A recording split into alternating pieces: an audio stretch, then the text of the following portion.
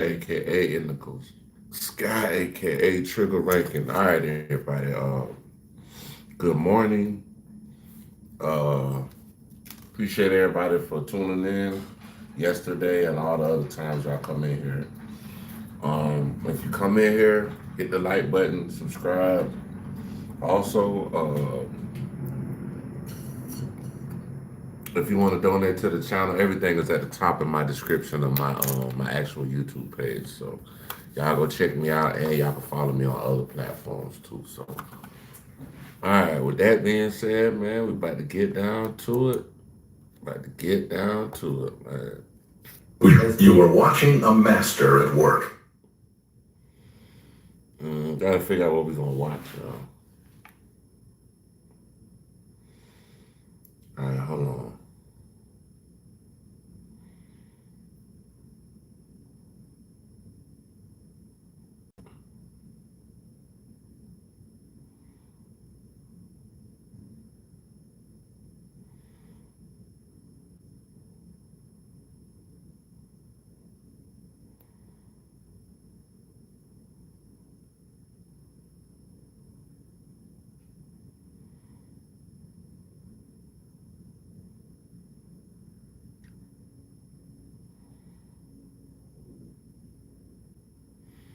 Well, they got a game. Hope the game come on TV tonight, man. Regular TV, because I don't be able to watch it unless it's on regular TV.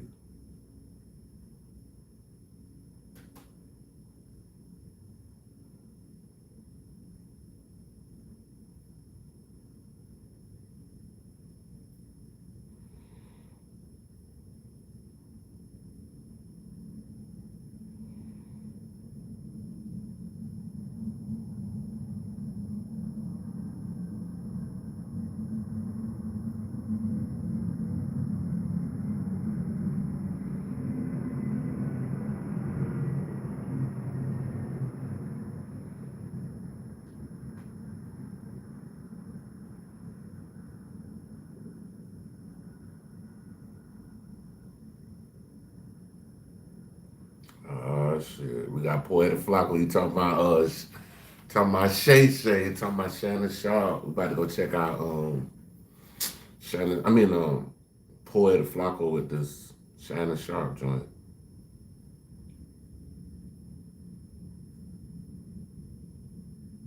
Here are a few things I'm growing in my garden. Parsley, basil, lettuce.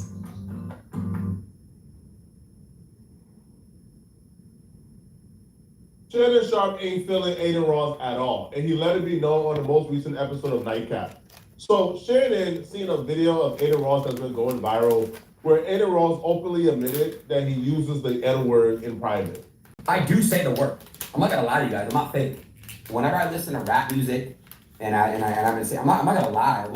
Like there's times where I'll say it, but me not saying it on stream, I've rapped songs before with saying the word. I'm not. I'll tell you guys that. Matter of fact, allegedly, in my opinion, I believe that every single streamer says it. If they say they don't say it, I think they're full of it. I'm just saying, it's 2025, okay? Yo guys, let me tell you something right now. Pretty sure everyone says it. But the thing with Aiden is the N-word usage don't just stop at him rapping songs. Aiden used the N-word in real life. I know people who know Aiden. He used the N-word among them. He never uses, the hard R, but he uses the generic N-word. Right, bro. We even seen leaked messages of Aiden Ross where he's texting somebody and he says the N-word when he's texting them. My bad, I forgot that you're not cool with Wobley.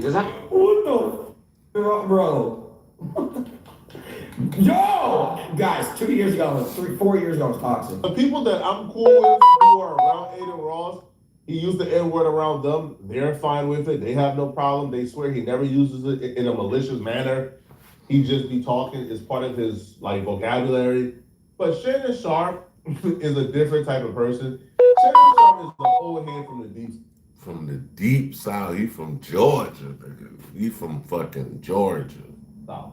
They have a different relationship with the N-word. And as somebody who's also an OG in his media thing, he sees Aiden Ross using the N-word, and he has a problem with it. So he's speaking out against it. But they got Shit, what y'all think about Aiden Ross using the N-word? They ain't got no problem saying those words that are offensive to black people, but there's some other words that's offensive to other people. They don't never utter those. You notice that, Ocho? Like what? Like the N word? Nah, like I said, but there's some other words in chat. Y'all know the words I'm talking about. That's another community, but they never say that. Why they don't rap those? Why aren't they rap songs? It's the same thing with my people. Won't y'all rap that other stuff? Mm-hmm. Hey, which community? Hey, which community you talking about? Skittles? Nah, because they'll say that too. Ocho kind of slow though. Ocho smart, but Ocho kind of stupid too, bro. He kind of slow. Like, bro, I'm talking about, bro. I just came in on the conversation. I know exactly what he's talking about. About the LGBTQ, they'll say something about that. They'll say something, but the chat know what I'm talking about. Man, now you got me lost too, boy. I only know about 2 communities. Nah, this is the most powerful community in the world. I'm hit it right on the head, bro. Listen, we're not even about to play games with these folks, bro. Y'all know what's up, bro. Aiden Ross is from a certain community. That community, I dare you. I don't just dare you to say it publicly, because I dare you to even admit. Shit, hey, man, I was goddamn, we was talking about that whole CK thing, and boy, them folk, they hit my channel. I was like, Trying to return to that community behind closed doors, in the privacy of your own home. I dare you to say publicly, hey, when I'm listening to Minister Farrakhan, I be saying what he be saying when it comes to those people in private. Man, we're not even about to play like that, bro. Can't. Let's just take it from all them folks, bro, because even I feel uncomfortable even broaching. Let's just take it off them folks for a second, okay? Yeah. When it comes, now, my references is from the West Coast, because the West Coast is the one place I went to, and I've seen the most non-black say the N-word. And it's not even like, these people say it openly. These people will murder you and kill for their right to say the N-word. They believe they have, they defend their right to say the N-word more than black folks. I'm sorry.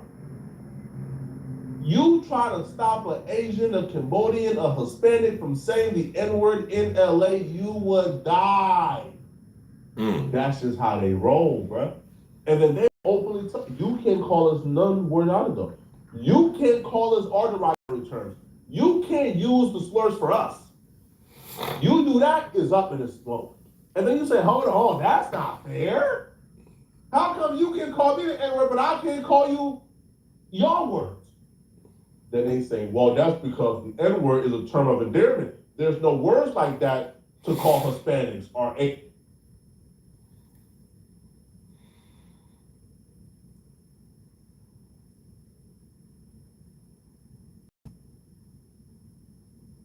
That's kind of crazy.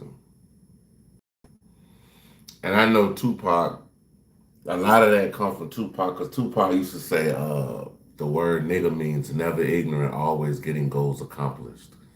That's what he turned into an acronym. Yes, there is. Then they will say, no, the B word and the S word and the WB word, that's not used as a term of endearment. They'll say, hold on, bro. The term of endearment, like, I'm not sure if this has gotten out yet, or if it's a secret. The term of endearment is for black folks. Like, black folks used to use the N-word as a term of endearment for each other. Where you are a non-black, you say that it becomes a slur. You understand it, right? They don't care at all. Not one bit. And I'll blame the gangbangers, to be honest, bro. Right? Because the gangbangers have given non-blacks an excuse to say the N-word. You know what they say, bro? Right? The biggest sellout in America, in the world, is a West Coast gangbanger. You know what they say? Damn, cuz, why you tripping on the homie? Why can't he say it, cuz? He grew up with us. They live in the same community as us, cuz.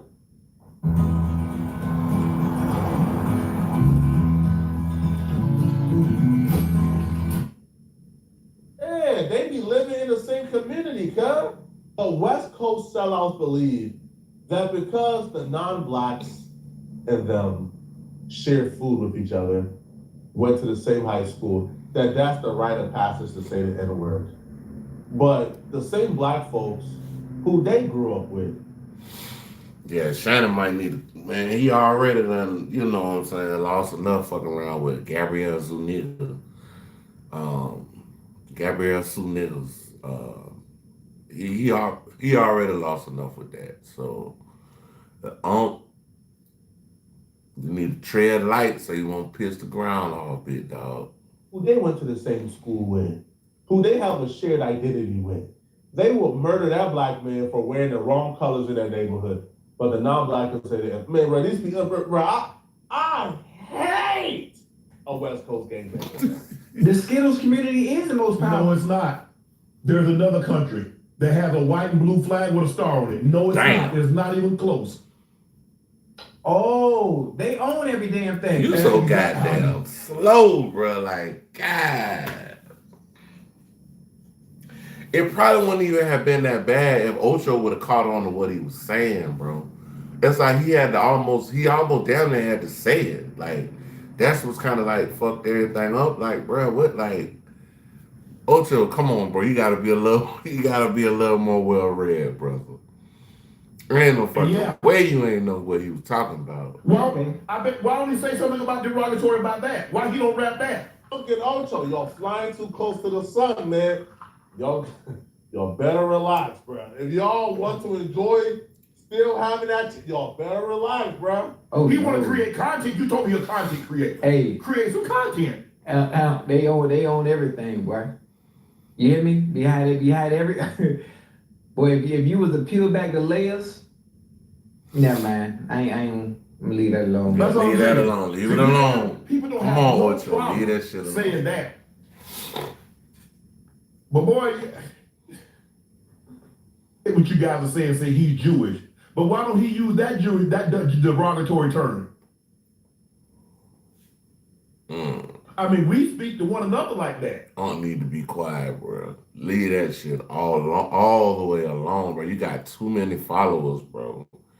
Like, somebody gonna say some shit, bro, and you don't want it to be said about you, big dog. Why don't he use that? Why don't he use that? Cause Kanye fucked up $2 billion and chill out on. I'm talking about, I don't know you, but I got love for you. I've been watching you for years, man. You one of the reasons why I even took this whole YouTube podcast and shit serious, dog, because of you, bro. Like, you one of my mentors, but bro, we learn from other people's mistakes. And bro, just like Poetic just said, bro, you ain't learned nothing yet, bro. But hey, you keep fucking around and you gonna learn today, goddammit. You gonna learn today.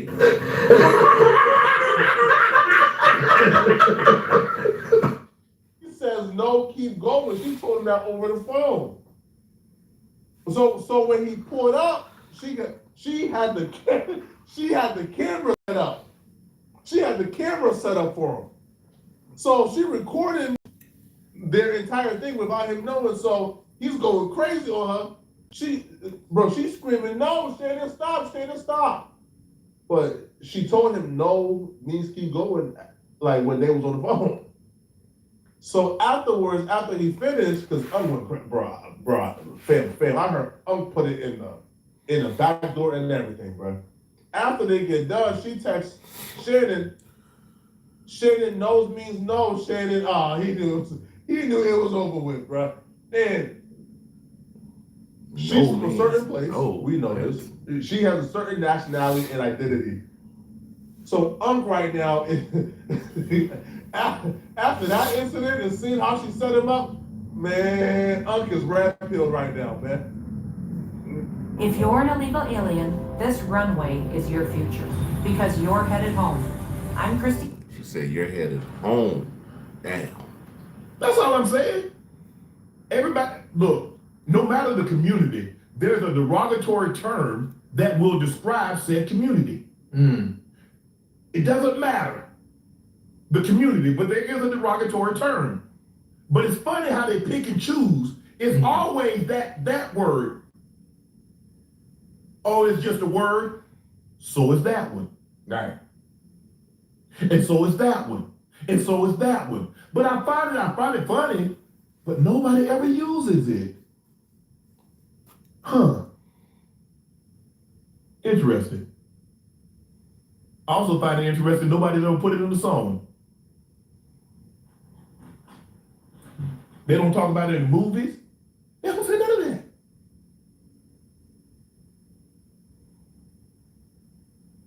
How many times they use it in Django? Oh my goodness, boy, Django, boy. 200 or Django was something. crazy, boy. 200 or Every something. two. If I had $1 About for every 200. time you heard it in Django, I ain't got no problem. I love Django. Jamie Foxx was sensational. yeah. He was unbelievable. Leonardo Christoph- DiCaprio was great. The Christoph- guy, what was the guy named? Christoph Waltz. Christoph Waltz. Christoph Waltz. Unbelievable. He was great in Inglourious Bastards also. Yes. I ain't got hey. Dang. Great movie. Great movie.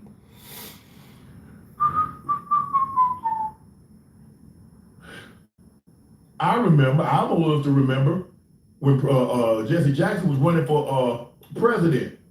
And he said something, he called New York, he called it a derogatory term. Had to apologize. Michael Jackson used the term once upon a time. Had to apologize. Imagine how far we came, bro. Yo, we came so far. Yo, 10 years ago, Shannon Sharp and Ocho having this conversation and saying this about you know who? Bro, this would have been front page on New York Times, but they would have been out of here, bro. Canceled. Y'all remember when LeBron James sent out that tweet? That innocent tweet, literally quoting a rap lyric? We getting you know what money? Bro, LeBron James had to come and issue an apology, bro. LeBron James had to come and beg for his NBA career, man. For sending out an innocent tweet I didn't know that. about getting money and accomplishing something. Mm. So I understand frustration. Aiden Ross is from that community. Now, I'm not sure if he's aware, right, of how strict criticism of that community is, as we can't come out and just jokingly say certain things about that community. Like Aiden Ross can just jokingly say the N-word, whatever he want to say, and it's all cool. Now, who's to blame for that? Is it us to blame? Is it us for commercializing the N-word, for normalizing it, for saying it in every rap song? Maybe we have some blame to take. Maybe we have to hold ourselves accountable. But Maybe. yo, Unc is spitting in this, man. And I'll be real, I think that girl red pilled him, man. I think that girl red pilled him. And we also have to give credit, again, I might never say this again, but we have to give credit to people like Nick Fuentes, like Myron Gaines. Myron, a lot of y'all don't like it, but I gotta give Myron credit. Myron has really helped in progressing culture. 10 years ago, this conversation would have gotten Shannon Sharp and Ocho Cinco. Now, because of people like Myron, or I should say because of Myron, now those conversations don't really even, like, people don't even think twice about saying those things. People don't even think twice about saying what they really feel. And like him or hate him, for the most part, that's a positive and that's a plus. Him helping shape culture in the right direction, right? Now that's probably, the only compliment I'll probably give people like Nick Fuentes, but hopefully, because a lot of y'all been asking for me to do this as well. I think I can make the Myron Gaines sit down happen, man. I think I'll be able to fly out and interview Myron. Yeah, I think I'm gonna do that. Let's hope you don't Right. get canceled. You fuck around with Myron, bit dog. Please. A conversation like this is needed, okay? Y'all let me know in the comment section, what do you guys think about this? Do y'all believe that Shannon Sharp is overreacting, or is he spitting? All I know, Unc better be careful, man. All right, we're going to O'Shea Duke Jackson. O'Shea Duke Jackson. Talking about Atlanta. A Chewy order is on for Junior, who's more of a senior these days. Every holiday. If you're a Christian, you've heard about the story of Sodom and Gomorrah. And basically, this was a city that God destroyed because of many issues that they were having. Abraham tries to make a deal with God, but God says he would only spare the city if he could find 10 righteous people in it. And of course, it didn't happen, and Sodom and Gomorrah went. And it's interesting because I was actually looking to do a whole other topic when this came up. Man, Atlanta is modern day Sodom and Gomorrah, man. I'm talking about, you can just smell the sin. You can just smell the sin Not when smell you the sin. walk into these lounges, these clubs. You can just smell the sin. That's why I be in my house. I'm just saying, like, I be in my house for,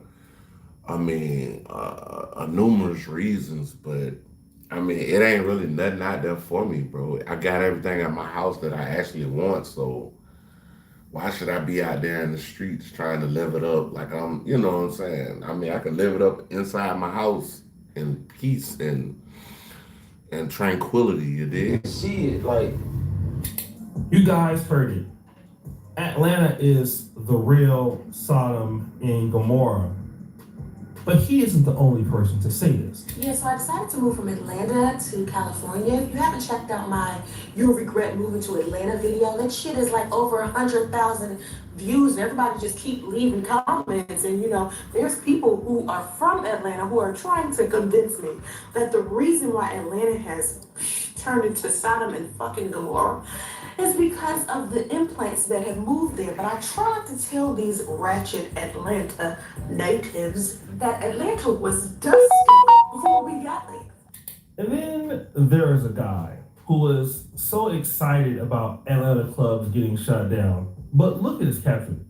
I remember in July, 40 people got bang, bang, bang down in Atlanta. And on one particular street, Edgewood, about Atlanta clubs getting shut down. But look at his caption.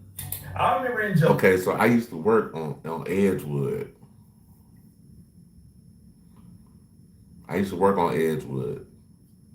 July, 40 people got bang, bang, bang down. Dang, 40 people? And I live here, and that's what I'm saying. That's why I be in my house. I don't know nothing about this shit. I do see the little news things come down on my feed or whatever for the news and all of that, but bro, I didn't know it was that many fucking people got killed in just July here in the city I live in. In Atlanta. And on one particular street, Edgewood, 11 people got bang, bang, bang down in one night. 11.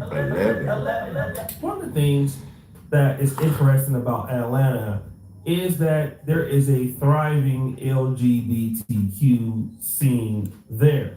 Something that I've always found really fascinating about growing up in Atlanta is the fact that there have been so many events and spaces catered to gay men. And not just white gay men, I'm talking about Black gay men. Like, there are active bars that have been around for over decades that is catering and specific to Black gay men. And this is interesting because although Atlanta is sexually free and sexually liberal, also is a part of the Bible Belt in the South, with a lot of strong ties to historic Christianity, especially in the Black community. So as much as you have people that are living their life, doing whatever they want, Freaknik and other sorts of things, you also have a very strong, devout base of Christians who are in Atlanta. And when they talk about the current state of a place like Atlanta, they're going to mention this problem with homosexuality. And this young lady has just talked.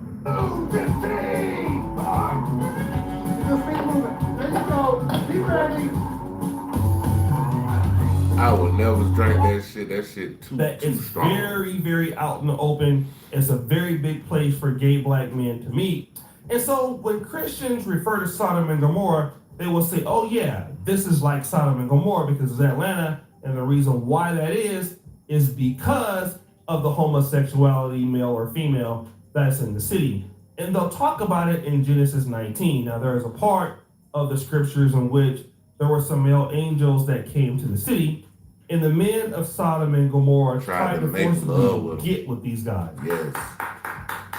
And They although tried that to is booty clap. homosexuality, They tried to booty clap the angels, bro. Like, this is crazy, bro. The Bible tells some really wild stories. the bigger picture is that this shows a culture where violence and domination were normalized. And that's what the first guy was saying. He doesn't even have to go out to the club anymore because people are just shooting and doing whatever they want. And also, this could count as being inhospitable or cruel to strangers, okay? And so this is the bigger picture here where you're talking about Sodom and Gomorrah, not necessarily LGBTQ behavior, but what we are talking about is a lack of order in Atlanta. And if you're a person that is from a different generation, especially if you're a little bit older, of course, you've always had problems, but this sort of issue that you see in Atlanta has led to this. The scariest thing about Atlanta having 20,000 cases of HIV reported is that it's only the 20,000 that's reported. We've all heard about the glaring HIV and AIDS rates in Atlanta. And of course, this is why people are referring it to Sodom and Gomorrah. Again, the arrogance, the pride, the extreme wickedness, the booty clapping as it is, and the corruption that is spread mainly throughout the entire society is a result of God's wrath on Atlanta. But then, again, there's a wider context. Of course, you're going to have scammers. Of course, you're going to have people doing whatever they want to do in any kind of city. I mean, it happens in bigger cities. It happens in smaller cities. But then we have to look at the wider context. And one of the big problems is... Okay, I'm going to say this, and I hope you understand because I'm talking to us with love. But let me tell you something. What's going on in Mississippi and what's going on in Florida is the beginning, but it is our fault because we have been so distracted with telling our kids, go play football, oh, go be a rapper. We're giving them mentors like Cardi B and all these entertainers and actors, and we're not teaching our kids to live. Now, this brother is talking about Florida and Mississippi, which isn't even in Atlanta, but he's talking about similar issues that are closer to them. And this is important because he's saying, listen, all of the kids, they also want to indulge in this behavior. They're not looking to be, fathers or mothers or, people that can benefit society. They want to become part of the problems themselves, rappers, entertainers, engaging in the same behavior that is also seen in the Sodom and Gomorrah examples that we've heard of earlier. But we also know that Atlanta is a transient city. And so people that come from Florida, Mississippi, or other parts of America may also come up to Atlanta because Atlanta rewards these sorts of entertainers. It has a unique entertainment market that only a few places in the country can claim, like Los Angeles. Running late? With Braun, you can still look legendary. Like New York. And so if you're a person and you want to basically deal in debauchery, well, Atlanta is the best place for you because you can actually get on and get a lot of money if you do that.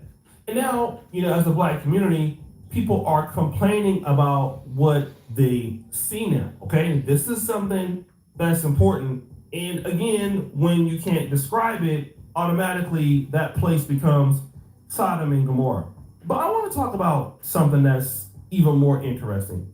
Elon Musk's father, Elon Musk, said something that was profound the other day.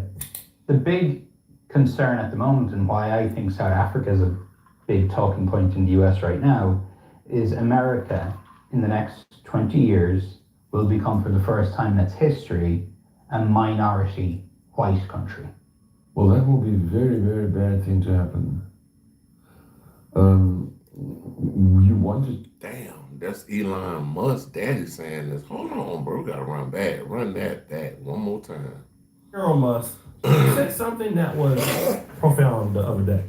The big concern at the moment and why I think South Africa is a big talking point in the US right now is America in the next 20 years will become, for the first time in its history, a minority white country. Well, that will be a very, very bad thing to happen. You want to see the US go down?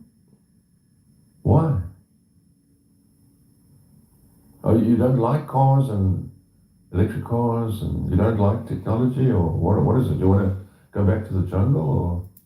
Elon Musk talked about the possibility of the United States losing the majority of its white population and what would happen.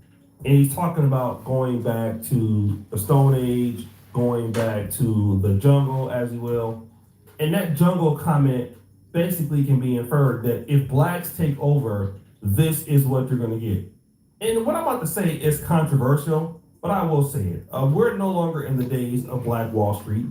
And I do understand that we have towns, places like DeSoto, Texas, where you will see, very talented blacks and hardworking African Americans. And of course, you'll find them also in Atlanta.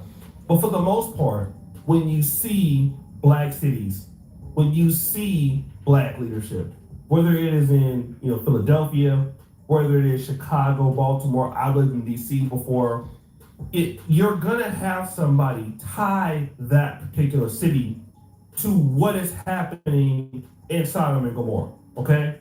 Because every city suffers with these same problems. The issue is that when you live in black cities, these things are way more out there in the open. And basically, no matter what you see, this is what the outcome typically is. Most black cities are democratic. They have an issue with crime. They have an issue with infrastructure development, low taxes, the whole nine. In other words, when you talk about these cities, you're basically saying that black people cannot lead themselves. We have no ability to lead ourselves or develop ourselves for the community. That is exactly what people are saying. And so when we refer to black-led cities as Sodom and Gomorrah, we're pretty much implying that what we do is evil.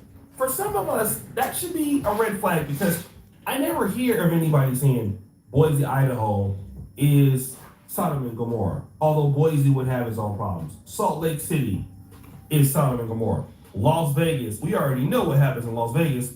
What else? It's Sodom and Gomorrah. No, it's only the places where we live and where we stay. And if you're a Christian, you would believe that the same reasons why God destroyed Sodom and Gomorrah, the same reasons that he would do it for Atlanta. And this should really get us on board to understand something. We are the only ones that can fix these problems. We are the only ones who can understand what they are. But at first, we have to admit that these problems are our own. As much as we can blame anybody else for it, and of course, we've had help in our destruction. But these are the problems that, as blacks, we tend to not want to talk about as much, or blame other people. But when people are talking about black cities, especially black American, when you hear it with DC, you hear it with Chicago, this is not uncommon. To refer to a black-led city as a Sodom or Gomorrah issue or an analogy is the most disrespectful thing that you can do. But the worst problem is that if these things are true, now I know somebody could always say, you can find that anywhere in the world. It's true. When they find it with you and me, and when we have the least ability to make mistakes, it looks bad. It looks bad for every black city.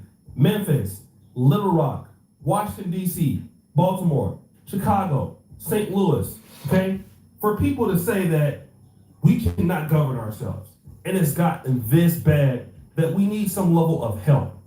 So guys, what do you think? It's your boy O'Shea Jackson back at the end with another episode. Gotta check out O'Shea Jackson. We going going to Nightcap.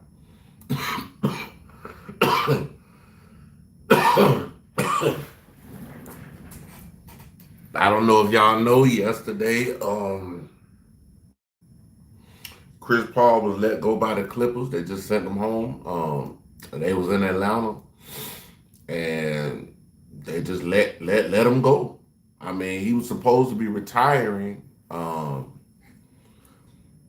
And the craziest thing is, like, they did this on his, like, when most players retire, they had like that last year, Kobe, you know what I'm saying? Certain people, when they retire, they have like a run just up into the end. Like, I remember Kobe last game. I think he scored 60 some points. Yeah, I think Kobe scored like 60 some points, if I'm not mistaken. Um, but yeah, we're about to go and see what the hell going on with this Chris Paul thing. Y'all check out Nightcap. At the end of the day, Uncle No it's Chill. all for the cut. Uncle No Chill. Y'all check them out, man.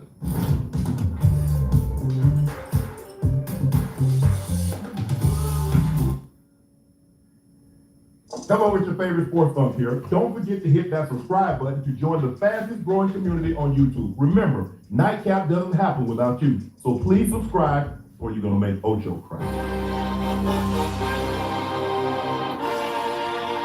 But first, we got to start with some basketball, Joe. Chris Paul time with the Los Angeles Clippers. And I guess they say the second time is not better than the first time. Paul was sent home by the franchise late last night in the middle of a 5-game road trip. CP3 wrote on IG, just found out I'm being sent home. The Clippers then announced saying that they had released Paul, saying Chris is a legendary Clipper and had a historic career. But I want to make one thing very clear. No one is blaming Chris Paul for our underperformance. I accept responsibility for the record we have right now. And there are a lot of reasons why we've struggled. We're grateful for the impact Chris has made on this franchise. According to Shams, Chris' leadership style clashed with the team, and he had not spoken to Ty Lue for several weeks, per Chris Haynes. But see, the thing is, like, Chris Paul is an OG in the game. I think he came in at 04. So Chris Paul has been in the league for 24 years? No, 21 years, my bad, not 24, 21 years. So boom. You gotta look at it like this, bro. Most OG players that really want to win, really want to win a chip, they're obsessed with winning, bro. And when they lose, I don't care if it's a regular season game, they get fucking pissed off, bro. Like, Chris Paul probably was in the goddamn in the locker room like,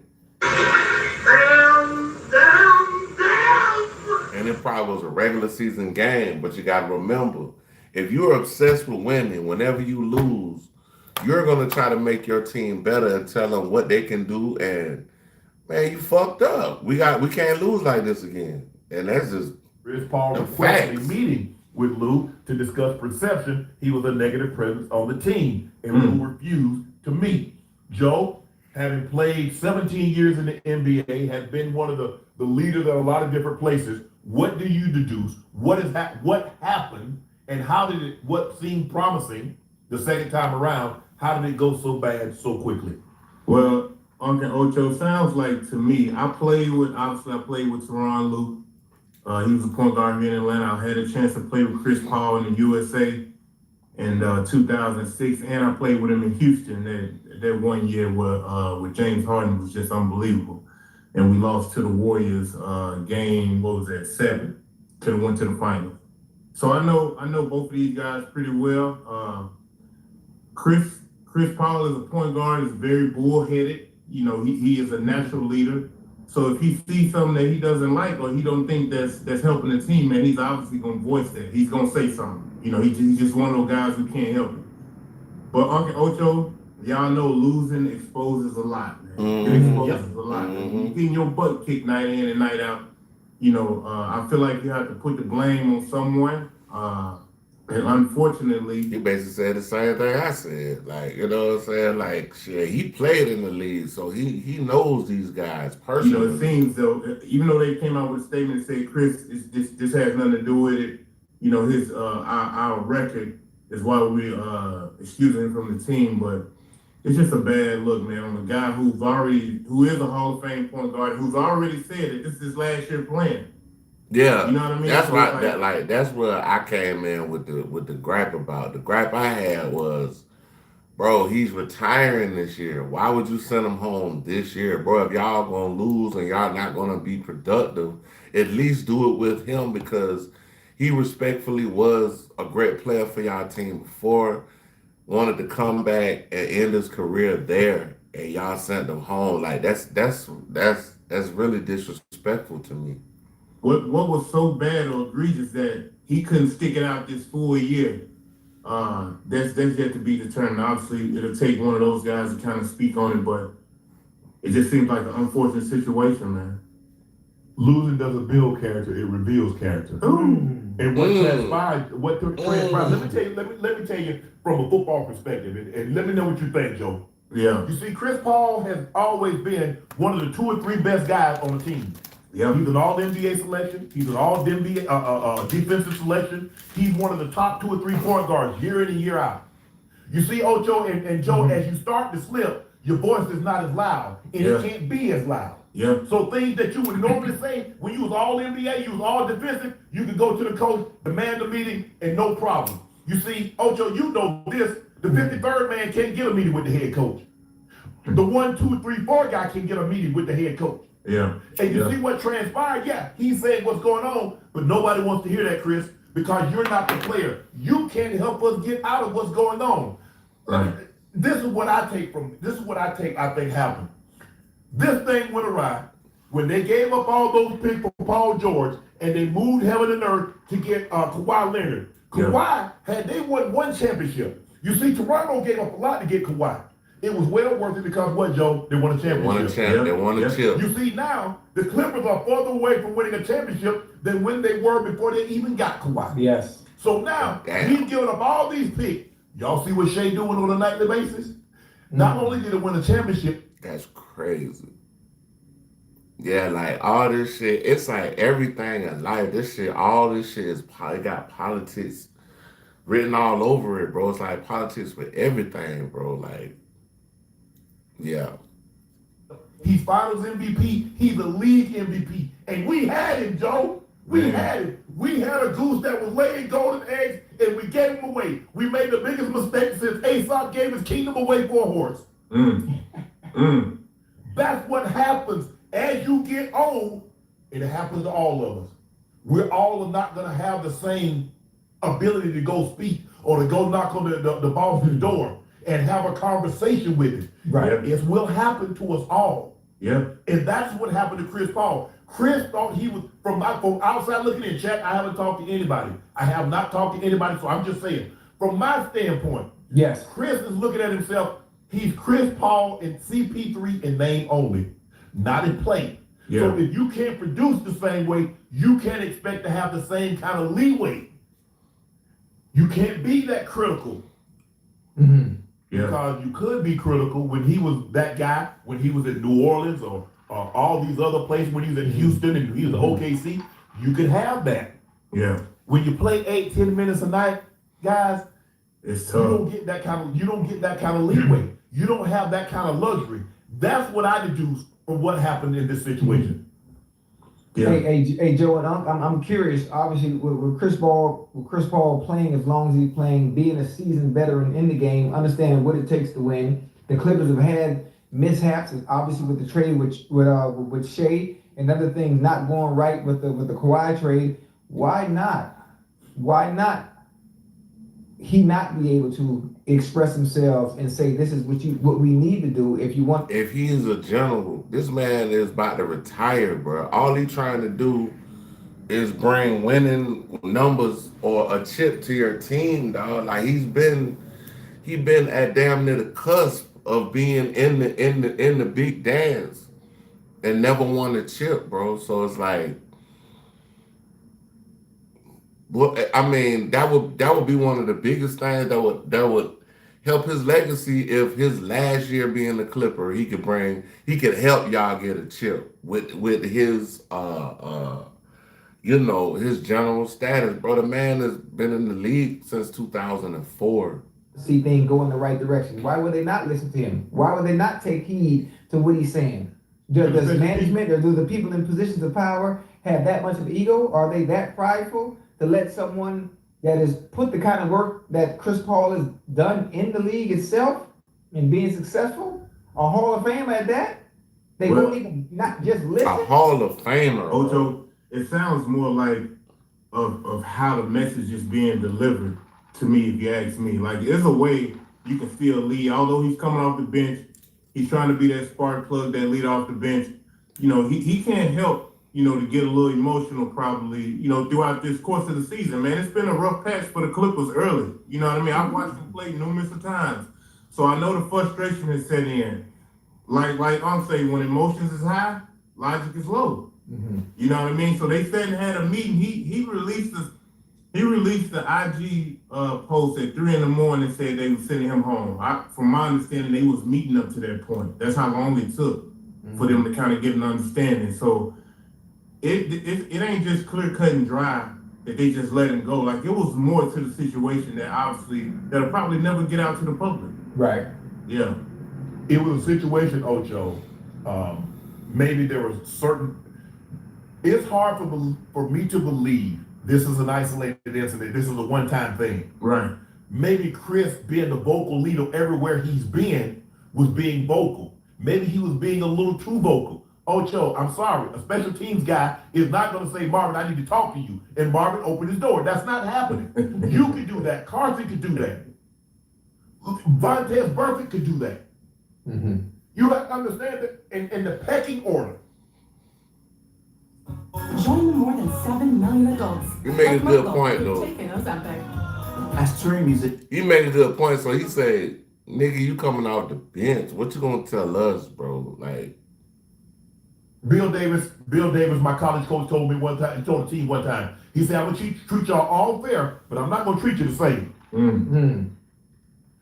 Do with that, chat, do with that what you want. You know on the job, the boss might treat y'all all fair, but some of y'all say, well, he got favorite X, Y, and Z. But they don't treat you all the same. Kawhi get privileges.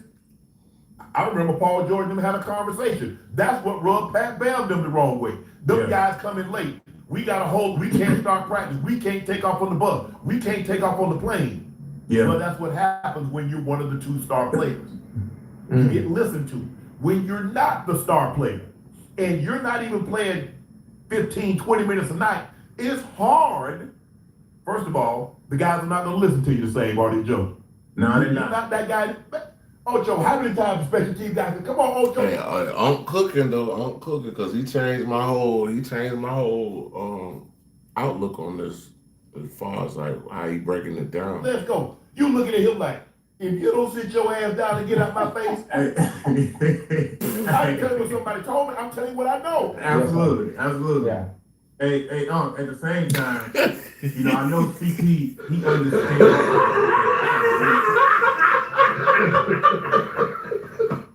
relationship with James Harden. I got a good relationship with Kawhi Leonard. He ain't, if it's really something that's wrong or you know, something that's really messing with him, I'm sure he'll go to them and be like, hey, look, man, we got to go talk to the coach. We got to go talk to T. Lue. He'll go to James Harden. He'll go to Kawhi. We need to go talk to T. Lue about this situation, man. Hey, we got to be better here. We got to be better there. I just can't see him going over James Harden and Kawhi and then just going straight to the source, being like, hey, man, we got an X, Y, Z. You know what I mean? Like, I think he has, I know he has more sense than that, and obviously his value and his say-so.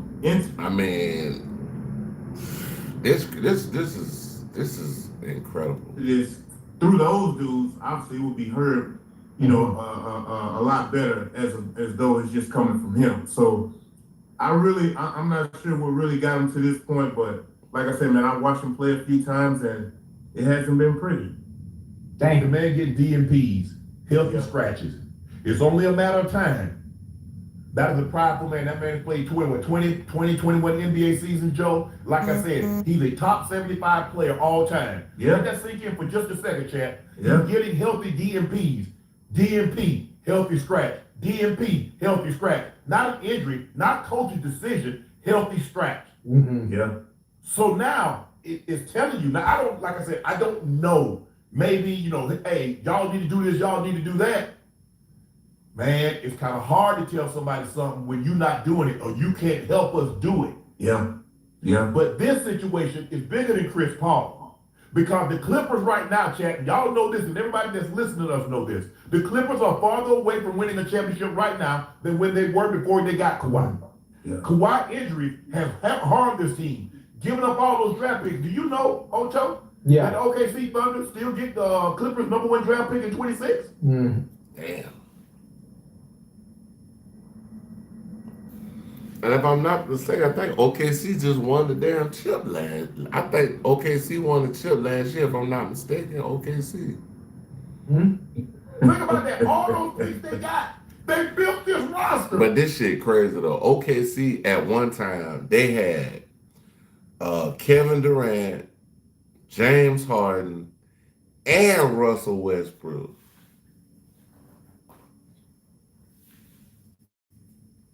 And they couldn't stay together and win a chip.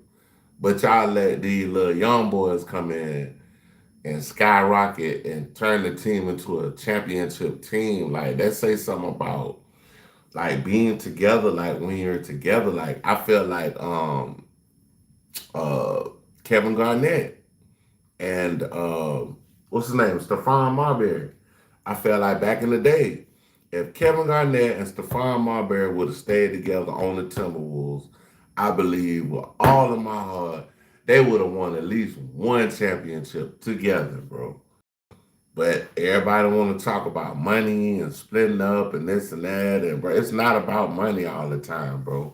It's about dignity. It's about your history, your lineage. Sometimes players like even Tom Brady and all of them, sometimes Tom Brady, they took less money so he could get better receivers. Or, you know what I'm saying? Or get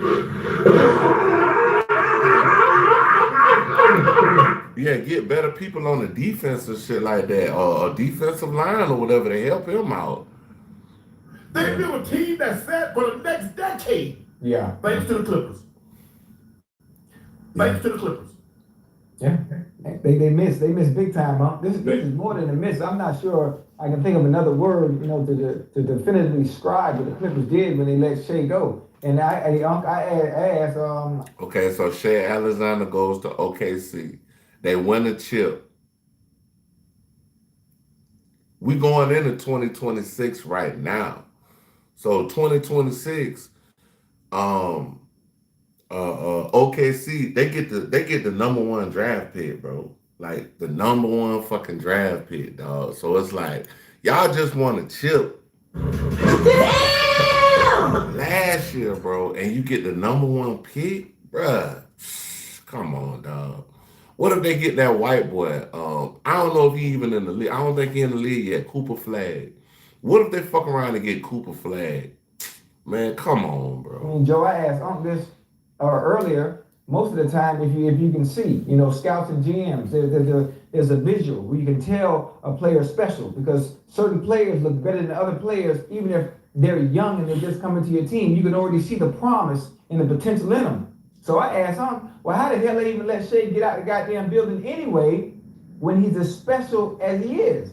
You're not gonna tell me, he's with the Clippers and you're like, you know what? I think we can do without this individual, and then all of a sudden he goes to Oklahoma and looks like he does now, one of the best in the league. Ocho. Hey, Jim, maybe one, depending on who you goddamn ask, based on preference on the position and play you actually like. So what the hell was the Clippers looking at? They didn't see this, bro. They like my grandmama and shit back in the day.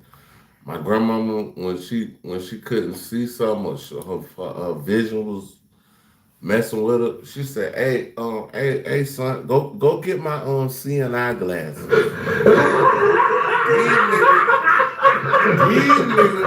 Hold on now. These niggas needed some CNI glasses, bro. Y'all let Shea go to another team and win the championship the next fucking year, bro. And you did all that, and then you give up a first-round draft pick for next year. So Shea gonna be playing with a first round draft pick next year. I don't know what the fuck they was doing, dog. Nobody saw this. Y'all had some They bullshit knew he was going gonna be on. special. They knew Shea was gonna be special, but Ocho, They didn't know he was gonna be special like that. Bro. They didn't see. I'm gonna be honest with you. I ain't see this. I thought he was a hell of a player. Right. But the mega stardom that he's jumped himself into, the consistency that he plays with, and being reliable night in and night out with 30 plus points a night, obviously they won a championship, looking like they gonna repeat. Yeah. Man, they ain't. Hey, man, them boys 21-1, man. Yes. 21-1. He couldn't be this. You know why he couldn't be this? Because he wasn't going to be number one with Kawhi. You see, he's the unquestioned leader in OKC. Yeah. So now, if you bring Kawhi in, Kawhi got to get the ball. Yeah.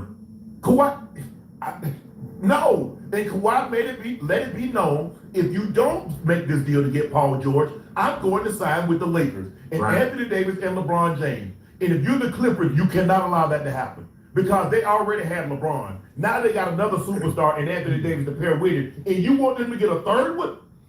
Hey, and not only that, Uncle Ocho, Kawhi and Paul George are two LA kids. They from California, so I'm sure they wanted to do anything they could to make that possible because I'm sure they thought they was gonna win a title. Now, I think with Shea, with him being traded, it put a little more oomph in him to be a better player, to be a better leader. You know what I mean? Like, okay, they traded me, all right, bet, I'm gonna show them. So I think a lot of that is kind of oozing him as well. And from getting traded, bro, you learn a lot about a lot of people, and not only that, yourself. I think that helped catapult him into a star. But he's like, all right, every year I'm gonna continue to get better and better and better. Next year, you know, now the MVP. Now we won the championship. Now we're working on our second one. You never know how things play out if he stay in LA. You know, if he's complacent. If you know what I mean, it's just so many different variables that come into play. It's like, bro, ain't no way y'all could have seen this man was finna. No, he couldn't. He wouldn't have been what he is because he wouldn't have had the ball like he does. He has the ball. So you mean to tell me you're going to bring Kawhi in, give him all of that, make all those concessions, and you think you're going to turn that ball over to somebody else? It's not going to happen. No. It's not. So basically they're saying that Shea, by him leaving and going to OKC, I mean, moral of the story, by him going to OKC, they looked at him as a bigger asset. And by him being a bigger asset, they're able to get the ball to him more. You see what I'm saying? So by them getting the ball to him more, he can shine. And he shined up until a damn championship. So, I mean, hey, that's y'all loss. That's how, like how I be telling these motherfuckers out here, some of these motherfuckers, hey, that sounds like a personal problem. Nah. And so now, you gave him up. To play free, Ocho. Look at everybody knows. Who's the number one guy on OKC?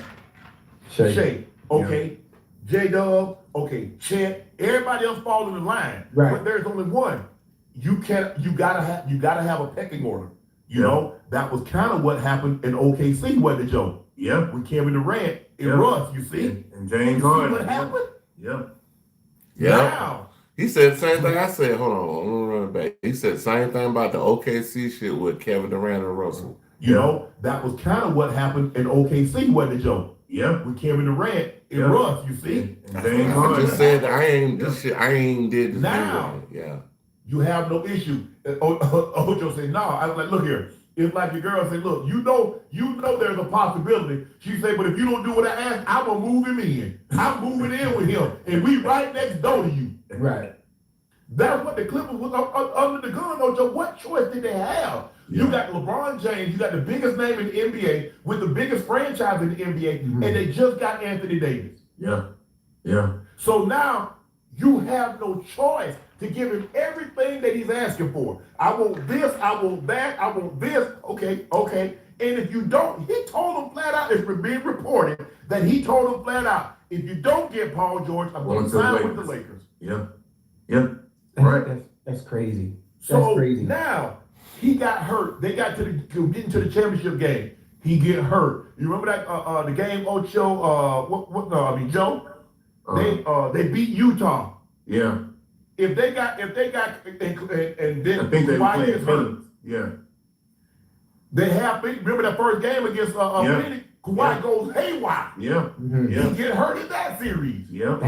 That's the only reason why they lost that series, I think. If he wouldn't have got hurt in that Phoenix series, because Phoenix went on to the finals that year. Yes, they ended up losing to Milwaukee, but they had a 2-0 lead and then lost 4 straight. Yeah, so. But I just think the thing is, for me, looking at it from the outside, looking from outside in, I'm not inside looking out, being a player and an older player. The Acrobat Studio is all new. What can PDF spaces with AI do for your marketing needs?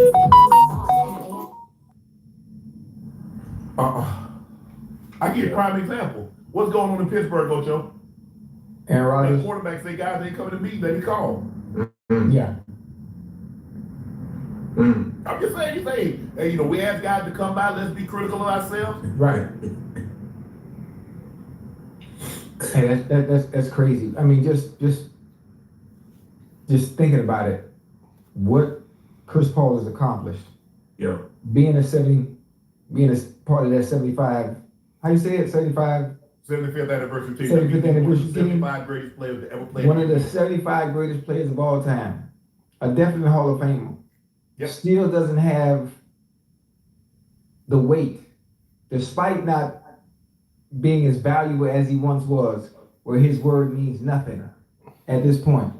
And that's crazy. I give you another example. Look at Tom Brady. Tom Brady was the oldest player in the locker room, but what was he doing, Ocho? Producing at an extremely high level. You see, Chris Paul wasn't producing at that level to have that kind of that megaphone voice. Yeah. You see, I'm just telling you how it goes. Yeah. And people say, well, what did it? No, but I was still producing at a high level. I was still right there. I was 1 or 2 on the team lead in yards and catches.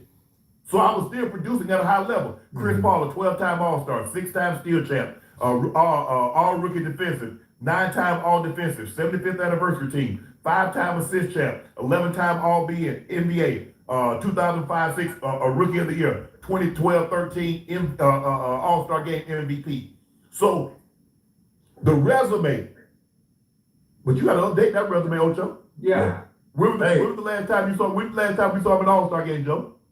It's been a while. Well, he like second or third in the history of the game in assists, right? I think he's third. I think he's third behind Stockton and Kidd. Okay. Yeah, Jason Kidd. I just downloaded a Jason Kidd video yesterday, man. Jason Kidd, bro, scoring and dunking and all that was big back in the day in my era. Like just scoring, going to the rack, dunking. But man, Jason Kidd, bro, just to watch him pass the basketball, bro, it was amazing, bro. Some of the stuff that he did, some of the passes that he made, bro, was it's almost like he had a string on the ball and was just, you know what I'm saying, could zap it to the person. It's crazy. Bro. It's funny. It's funny. This happens all the time, just not in sports, in life in general. He passed J. Kidd. Yeah, he's second now. Yeah. That's crazy. That's a hell of a feat, there, boy. Yes. He passed John Stockton. Oh, that's crazy, boy. Like goddamn. What Kendrick say? I'ma pass on his body like I'm John Stockton. So hold on, Joe.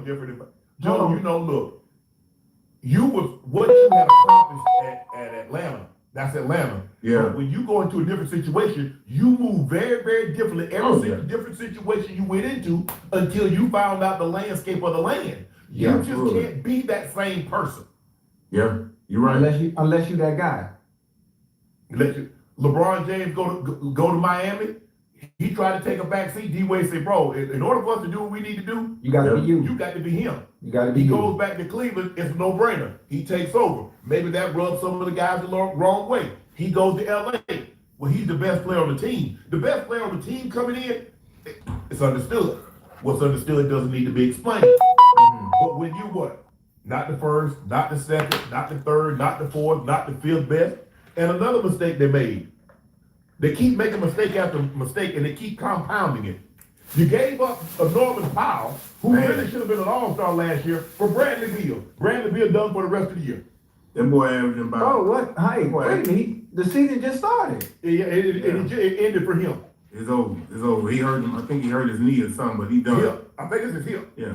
Hey, Norman Powell was about 24, 25 a game in Miami. Absolutely. That boy gonna be Absolutely. Damn. Yeah. You see, when you make a mistake, Ocho, and you compound it, Yes. I'm trying to figure. Joe, help me understand this, Joe. They saw him in that situation in Phoenix. I like the way he said that. He said when you make a mistake and you compound it. And I like watching a lot of videos where people get stopped by the police and things of that nature. Bro, a lot of times, if it ain't nothing serious and you just adhere to what's going on, you're going to be good. You cut up, you wild out, you're going to jail, bro. That's all I can say, bro. You're going to jail, third fiddle. Right. You know what? He'll be a better third fiddle here behind Kawhi and James Harden. I think what the Clippers were thinking, okay, Ocho, we bring Bradley Beal over. He still got some youth in him. He's a little younger than Harden and Kawhi. Kawhi gonna miss a lot of games. We know that. We gonna need a guy who can step in and maybe score. Huh? I say a guy that can step in and score. Yeah, we don't need. But listen, y'all. Why would you bring Kawhi in if you know, like, this man? He said it all just now. He said we know Kawhi gonna miss a lot of games. Like, that's not even a good. I wouldn't even want that to be said about me if I played professional sport. Oh yeah, you know you're gonna miss a lot of games. 25 a night. I think that's what the Clippers were banking on. And obviously, due to injuries, man, he just ain't been able to. Bradley Beal was never able to deliver that for the Clippers, so it put him in a tough bind. Harden has been playing great all year, but it's been hard because outside of Zubac, when Kawhi does play, he does give them great minutes, but they don't have no chemistry continuity. You can kind of see it when they play. You know what I mean? So, and it just hasn't worked this year for him, man. Damn. It hasn't. It hasn't. But Joe, I'm trying to figure out how do they expect somebody to get healthier as they get older? Look at Bradley Beal's history the last couple of years. He's been hurt. I know. They was optimistic. They tried to give him a It's try. almost like what's my dog from I think he played for Philly, the big African. Damn what his name is. The big African play for Philly, he the center, man. You know what I'm saying? That dude, that guy, he always hurt. But he's a great player, but he get hurt. And same thing with Anthony Davis. Anthony Davis, great player, but he's stayed hurt, bro. Like, hey, listen, okay. We understand that he ain't performed well in Phoenix, but we gonna give him another chance. Look, this chance we giving him, it ain't gonna really cost us nothing. On top of that, we try to bring in CP, because if not, then you gotta pay Norman Powell max dollars to stay. Mm-hmm. You close to max dollars to stay. So I think they were trying to avoid that too. So yeah, they were trying to cut corners. Mm-hmm. So now they're gonna have to pay Norman Powell the money I guess he's asking for. And Powell has gotten better and better, and now you see him. When Tyler Hero was out, he was cooking. Cooking bad. He can take you off the dribble. He can spot up. He can shoot the three off the jump. And now they got Tyler Hero back. It's just been one thing after another for the Clippers. And unfortunately, I think that window has slammed shut with Kawhi, because Kawhi is never going to give you enough games, Joe. Yeah. To mount to anything. And then when you least, he can't play back to backs. Yeah. And in the playoffs, you play it every other day. Yeah. So what you saying? After you get past game 3, it's time to blow it up. Get some draft capital. I don't know. You got how many more years? Because how many more years they got on Kawhi? Because they just gave Kawhi a new deal.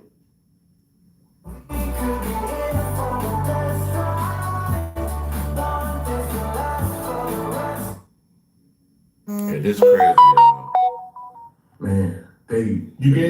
commercial deal. You walked away from Paul George, which looks like a good thing now because they want to do a 2-year deal. Paul wanted that extra 4th year. Philly's gonna be kicking their own self in the ass, but Philly's gonna kick themselves in the ass with Joel Embiid also because he got damn near $200 million in the next 3 years coming.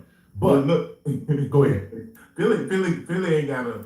They got a. I blow it up. I'm building around Maxey and Edgecombe.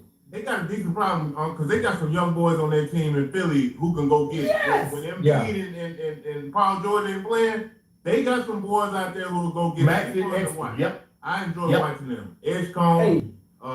What's the guy that come off? Grimes, who come off the bench. Maxey. Grimes. Yes. So they got some promises. They got some promise over there. The Clippers gonna have to do something, man. I don't know what they gotta do. They gotta do something. Hey, what's the issue? I know Joel Embiid is his knee. Yeah, Joel Embiid, that's my dog. Paul George knee too? Yep. Yeah, I think he had a procedure, and I think he had a procedure right before the season started too, Ocho, which kind of set him out some more. Okay, and you got 2 more years, and damn near, I think he signed a 4-year, $212 million. Yeah. So you see what you're looking at, right, Ocho? Yeah. You're looking at about $50 million a year. Yeah. Joel Embiid got 3 years, almost $200 million. He's out. Can't play back to back. They've already said Joel Embiid is not playing back to back. Guess what? He's getting older. He's getting heavier. Like I said, I've never seen somebody get healthy as they got older. Yeah. Yeah. And Kawhi knees bad too, huh? But what bad? Worse than mine. Man, hey, look. The only difference is I'm 57. He's not even 37. Wise man once told me the older you get, man, the lighter you gotta be to play this game. This is a young man's game. This was Pat Riley when I played in Miami, Ocho, for a couple months. Me and him sat down, he was like, Joe, the older you get, the lighter you have to be to play this game, man. This is a young man's game. And I ain't gonna lie to you, one of my players that I really, really was looking for to have a good career, he's working on himself right now, Zion Williamson. He's doing great. He lost the weight. He put all the weight off. He getting up there. I mean, you could see in his gameplay, like, bro, he catching that shit off the backboard. Like, you know what I'm saying? He catching off the backboard. And he doing his thing. And I respect that, bro. Right. Ocho, remember I told you, as I started getting older in the league, I got lighter and lighter. Lighter and lighter. All of a sudden it was 232. Then it was 231. Then it was 229. Then it was 28. Then it was 26. You see? Yes, sir. Hey, Ocho, I always tell people, man, the older that we get, the harder it is to play the games that we love because we have to work a lot harder than somebody who's younger. You know what I mean? Yes. Like as we age and you get in your 40s, your 50s, just to gear up for a basketball game, hey man, you can't be out there playing. You got to stretch, warm up. You got to make sure that body right before you put on that freeway. So I get it. You got it, Joe. You got it. Hey man, y'all check out Uncle Ocho Nightcap. Great content. Yeah, y'all go check them out, man. We about to hit this guy. You know, I kind of started, vibing with his videos, Jamel, aka Jamal, and it's a underscore in between the aka and the Jamal. So it's Jamal, Jamel, aka Jamal. And I want to do a breakdown of this video because I guess this is explaining a little bit about the Diddy documentary. I haven't watched it yet. I haven't seen it. Do want to see it. I'm sure probably gonna be on regular TV in a little while. So let's check it out. See what Jamel, aka Jamal, talks about in this video.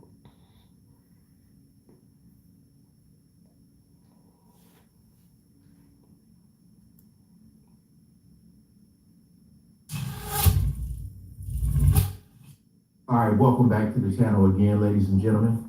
Appreciate all the love and support with you guys coming over now. I did my review talking about the Sean Combs Reckoning documentary produced by 50 Cent. I said I wanted to check out some people talking about it, giving their review on it. And one of the people I wanted to see was the Breakfast Club. I feel like they may have mixed feelings. But Just know that I cannot show the video. It's only At the end of the day, they probably gonna call when Diddy get out of jail. That might be the first interview he do is the Breakfast Club. going to be the audio. The original video will be in the description for you guys to check out more and subscribe. I just want to see what they have to say if they actually seen it. All of them, because I don't know. You know, you got Lauren here, Charlemagne, Envy, and Jess. I just don't know if all of them have seen it. So, yeah, we ain't gonna waste no more time. Let's jump right into it. All right, y'all. So the Diddy doc, can you hear me, Envy? Yes. Oh, I can't hear myself. Okay, so the Diddy doc is now out on Netflix. So are they playing? Oh man, they playing his music in the background. Hopefully, it's low enough for copyright reasons. Hopefully, it's low enough. Tried to watch as much of it as I could. I got to about episode 2. So that thing came out 3 in the morning. You was up at 3 in the morning? That's crazy. And calling people too. For what? Because there's a lot of claims in here. Wait, she only got to episode 2. How you gonna speak on it if you only on episode 2? That I just, before we talked about, I wanted to make sure I talked to the people themselves. That's right, Lauren. Do the damn thing. I could. So let's get into it. All right. Now in the first episode, a lot of it is like old, like hip hop war stories, honestly, providing like this foundation of like Diddy and all the things. But one of the parts that I thought was interesting when they talk about Diddy's upbringing, and they're trying to paint the picture of like why he is probably this like monster that everybody's trying to make him out to be. Let's take a listen to number 4. Sean's household, you start to see all the stuff that you saw in movies. Janice knew how to throw a party, and the party's packed. You got ladies that look like they're straight out of a Jet magazine. Some brothers up there, you know, if you want to call them pimps, you can. If you want to call them hustlers, you can. You got a member of... And this is why I didn't talk too much about his upbringing, because I already knew all this. I had videos on my channel talking about how he was raised. People were saying his mother might have been what do you call it? A madam or whatever. They said that his mama was a madam, his daddy was a drug dealer, and basically after his pops got unalived, they said that you know, the mother had to take care of him, and you know, one of the things she was doing was doing these type of activities, you know, to create an income. But yeah, that's why I didn't go into too much of that. But a lot of times when kids see something when they're younger, they might internalize that and let it all out when they're older. Yep, exactly. New York Knicks, there was a stage in her living room, and that's where we used to have to go and dance. And everybody's calling you baby, and everybody's saying do that dance. And all of this stuff he's taking in. So from the movie screen to the home screen, these are the makings of Sean Combs. Now mind you, as a child, Sean was goofy. Kids would pick on him a lot around the block, and he didn't know how to defend himself. Sean was a prince, and Janice, she didn't want no princess. Yeah. Who's that from? Who say that? That is... Sean was a princess. He wasn't a princess. Man, get the You still fuck. got a princess kind of now, just a little bit. According to the movie. I bet you 50 was there as a princess. That's crazy. That was one of his old friends, Tim Dog Patterson. Who says that, you know, he grew up with Diddy and, you know, was around for a lot of the earlier makings of things. He's featured a lot throughout the documentary as well. But in another part of the documentary, they talk about, they go from old stuff to like this new footage. The new footage is honestly the good stuff. Right. So there's a part of the documentary where Diddy and Groovy Lou are talking about the fact that the legal system is out to get Diddy. Let's listen to that. Take a flight, man. What the that shit, man? It's a bunch of silly bullshit noise and all those things. You know, it's like the legal system is doing it now. Because like legally, we got it. It's like I gotta spend money to go and get rid of this bullshit. Yeah, I ain't got none left. Got none left going on. They ain't breaking me though. Say it.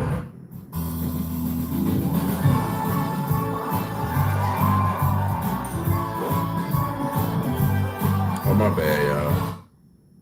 Did he talk? also got to remember Diddy was speaking freely here because he was filming, trying to make his own documentary. So this stuff is like unedited. You know, I'm pretty sure a lot of this stuff, if he would have went through or the documentary would have happened, a lot of the stuff that we were able to see would have probably been edited out. Edited out, yeah. For sure. Especially that him talking about he got to wash his hands and you know, get all get in the tub and boiling hot water from shaking hands with people.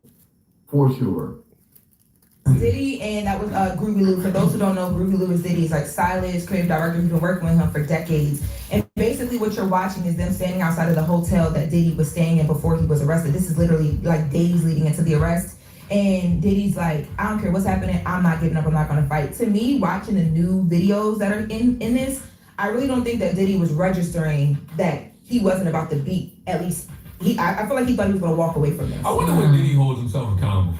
I can't wait till somebody can sit down and have a conversation with him and we actually hear what he holds himself accountable. But would it be genuine though? You know, we've already seen. I mean, he holding himself accountable. That's a hard question, but I mean, he's doing time, so I mean, whatever they felt like, the legal system felt like that he was connected to as a mogul in this music industry. They got him for what they can get him for. And it wasn't much, but hey, they thought they were gonna get him for more, but yeah, that man, I keep running out of my raw papers, but I do got another fresh. I always keep a backup. Him sit down and apologize to Cassie after he went off on people saying that everything that they were trying to say about him was disgusting and all that. And then the video came out of what he did in the hotel. And when the video came out, Diddy was out here. Oh shit! What the fuck? Oh, okay, I ain't do nothing. Yeah, when that shit came out, it looked like that's what he was looking at. Lobby or whatever, by the elevator.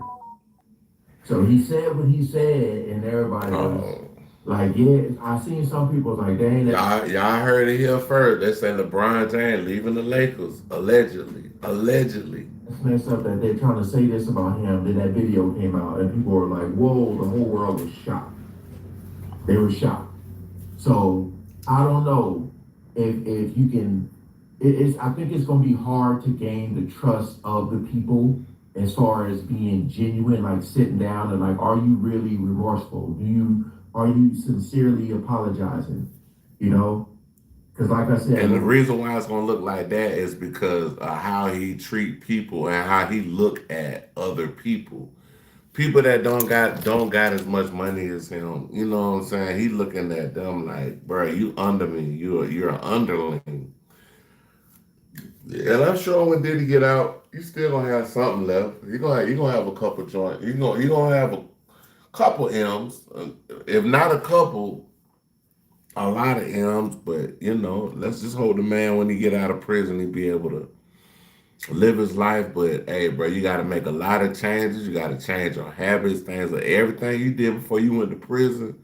You need to leave all that in the past. Something that was very telling for me was just seeing Justin a lot in that video and him and Diddy trying to strategize. Like, Justin really seemed like his right-hand man, you know? And I get it, that's your dad, that's your father, but it's like, yo, like,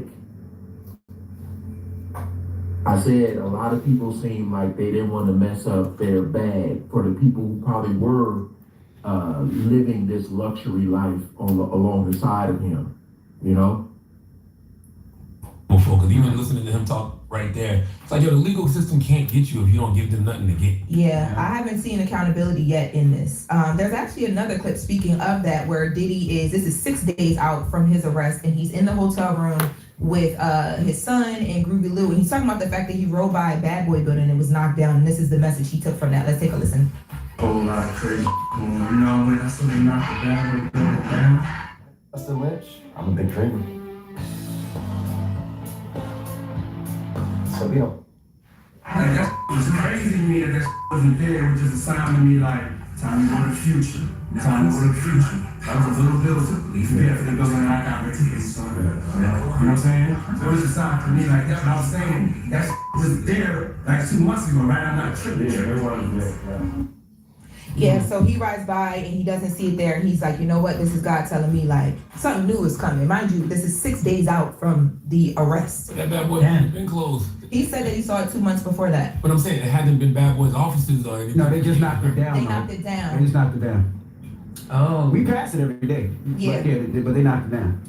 Episode was finding out some information about Misa Hilton that she hasn't even gotten a chance to speak on herself. And I did talk to Misa about this before. We talk about this because it's very personal to her. So in this documentary, Eric Sermon talks about Diddy allegedly beating on Misa Hilton during their relationship. Let's take a look. Yeah, and this was something that I forgot to talk about in my review, the whole Eric Sermon, Misa. But I did mention how Diddy liked to be with women who may have some type of interest in another guy. Like, I think the quote was, Diddy likes to take other dudes' side chicks.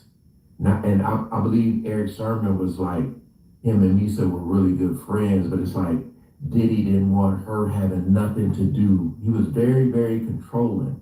And that's why I said, I feel like a lot of people did not speak out against Diddy. So that's what I will say.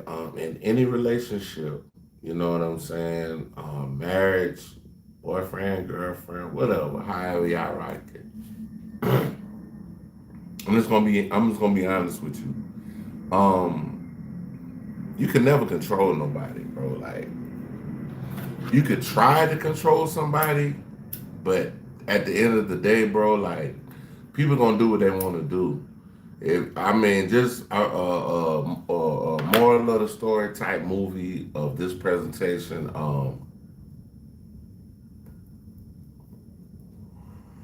We'll talk about not Whitney Houston. Damn, what's the name of the movie? What's Love Got to Do with It? He did all that to her to try to control her. And in the end of the movie, she ended up leaving him and having a better life. So if somebody trying to control you, bro, that's not what you need to be in. Because they might try to control you and lead you to do something that you either don't want to do or something that might lead to your demise. So diminishing his character, you know, because I feel like a lot of them didn't want to mess their bag up. Now, of course, this was years ago that this happened, but it happened. But it's like nobody knew until this, I guess. To number 2. And that's the craziest part about it too. He was saying, Mr. Jamel, aka Jamal, basically you said nobody knew about this until now. 50 wouldn't even be able to put it out if people didn't know about this beforehand. You know what I'm saying? But I gotta go with you because basically, like you're saying, they want to protect the bag. They knew Diddy was on top. They know he was like a power player in this game. And by him being a power player, you know, they didn't want to ruffle his feathers because they felt like money is involved and they didn't want to lose, you know what I'm saying? But hey, money over respect, bruh. It was respect over money, bruh. Well, it was a genuine friendship until I see that this game is being played. You got an agenda. Misa, he was trying to court her after we broke up. Yeah. Sean wants her because Eric was that dude. It was about, I got her, I won her over from him. He had to have the girl. And Sean has a way about when he gets you, he got you. And now you become property. Me and Misa were just friends, but he wanted to make sure that there was no calling and me being friends with that girl. Sean's jealousy, it got to the point where he would put his hands on her. Right outside of Uptown Records. They're fighting in the street, and he's beating her into the car. Well, she's on the ground. And people are pulling him off of her and separating her. A year or two later, they're still together, and Justin is born. That was two voices. Yeah, so now, really think about that. I mean, I don't know. But everybody keeps saying, I don't know if y'all know, all this right here is alleged that we introduced her into this, but Wolf was a bodyguard of Diddy. Bro, the Justin, the son. You were watching a master at work. Justin the son looked just like motherfucking Wolf. He don't look nothing like Diddy. Diddy other son he got look just like him. So how one of your sons turn out light skinned? You dark skinned.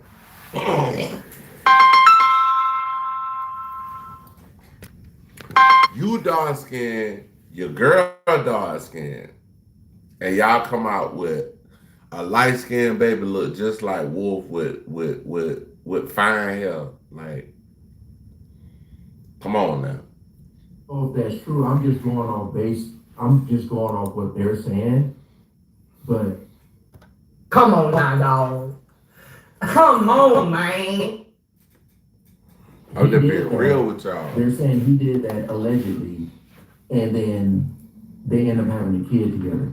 So I said, a lot of these people be in these toxic relationships, and they either can't get out, or they just, I don't know. It just seems to me like when you're with Diddy and this lifestyle he's living, and all of these people, because he's at the top, he has so many connections to people you can meet, you can be around, the parties, this and this, that and that. Because I think they said in there too, like if you speak out or you say something, you can't go to the parties no more. That's what someone said in this video.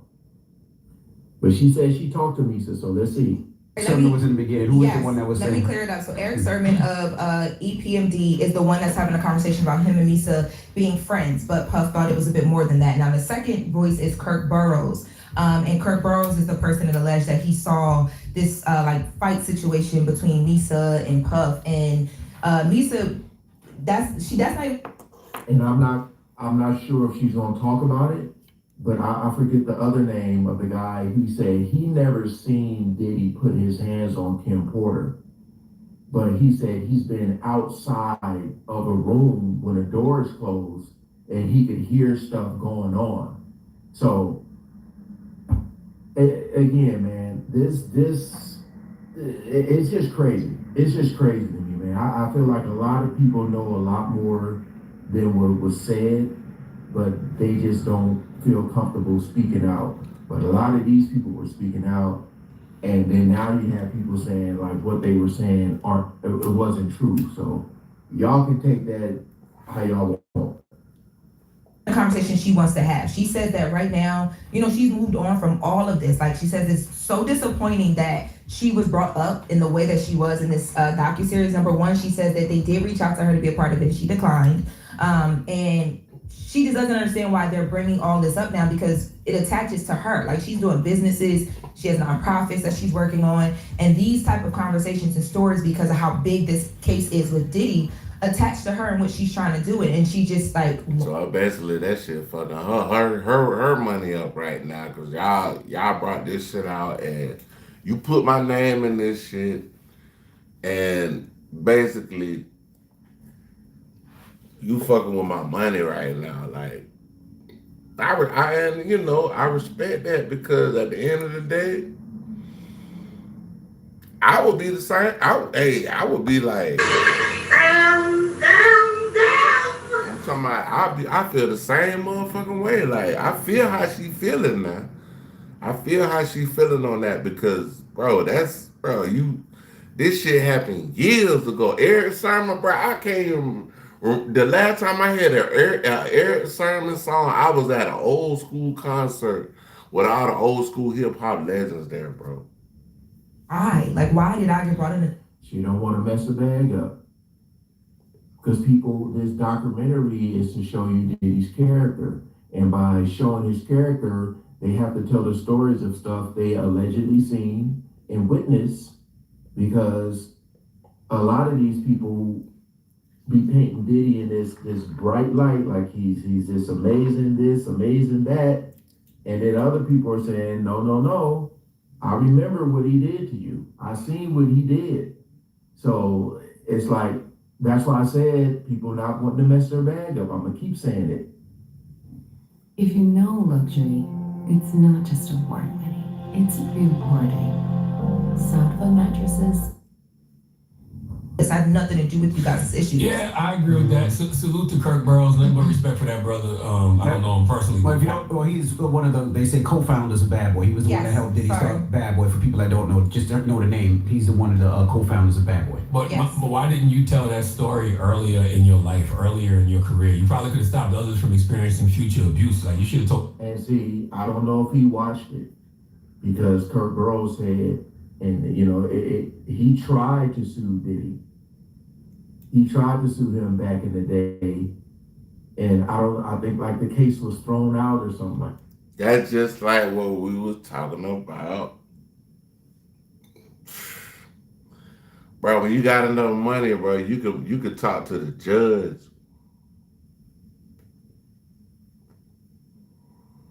Like, F the prosecution, the judge will throw it out.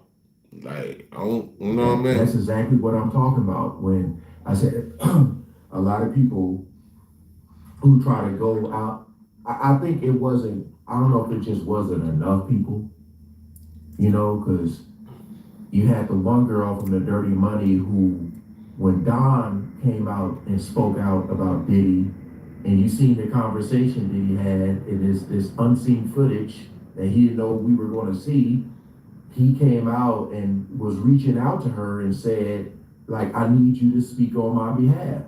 After he told her no when she needed $5,000. And she said that. She said, I can't believe he wants me to do this, but he told me no. And what did she do? She did it.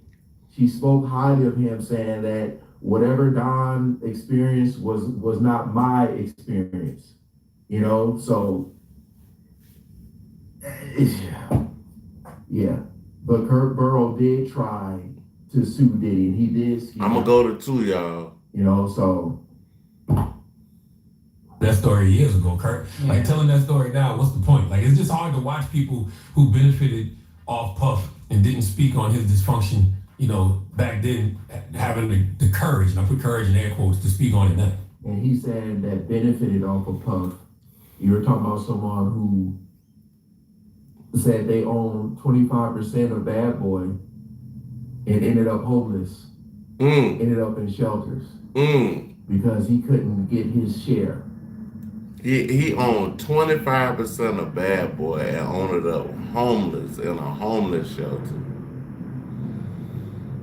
I ain't even gonna lie, bro. It's probably homeless people probably ain't as mad as he is about being homeless, because this bro, you own 25% of Bad Boy, nigga. And you in the shelter? You in the soup line, nigga? What's the... Yeah, and she also says, man, watch that. Misa says a lot of the way that these things are being told are just not true. Like chronologically, they're not true, and then also like the under the card thing. So she's saying it ain't true. Things that did happen, but that did not happen. So it's like a pile on of things that are just. I don't know, bro. This shit, it's real life, bro. It's like, so at the end of the day, bro, I understand what Jamel, aka Jamal, is saying. These folks did not watch the whole 4 parts of the documentary. It's 4 parts. I think each part is an hour long. So boom. If y'all ain't watching shit, bro, y'all just watching other people's reactions off of their reactions. You gotta watch it for yourself, dog. You just don't need. I just don't know why you wouldn't tell that story earlier. Yeah. If you ended, but once again, you could have probably stopped if you would have intervened and said something about it decades ago. Yeah, even with the I doubt it. Probably not. Especially when you're dealing with a monster like this and someone that's powerful. You know, a lot of times you got judges, you got a lot of people who are just dirty and crooked, man. You know, the whole when Little Rob told the story about the whole someone being shot in the bathroom and that guy just disappeared all of a sudden and the whole story just disappeared. He was like, I don't know what they told the cops, but it just went away. Garden Lights shines with new features and familiar favorites through January 11th. Get tickets today. For your next need-to-know moment. Or your next. The Eric Sermon situation, and I know Eric Sermon, and he's produced stuff on my album for years, but like, what sense does you saying you dated Misa, and then when y'all broke up, Puff Daddy? They like, yeah, y'all already had broke up, and he said it like it seemed like conversations like he took your girl, but y'all were broken up. Yeah, and then the way that the doc is set up and this part around it, they're trying to paint the whole like when Diddy wants something, there's no stopping him from the girl. This is it. So. Again, this is a reaction. That's why I'm pausing, because I want to, every time they say something, I need to intervene and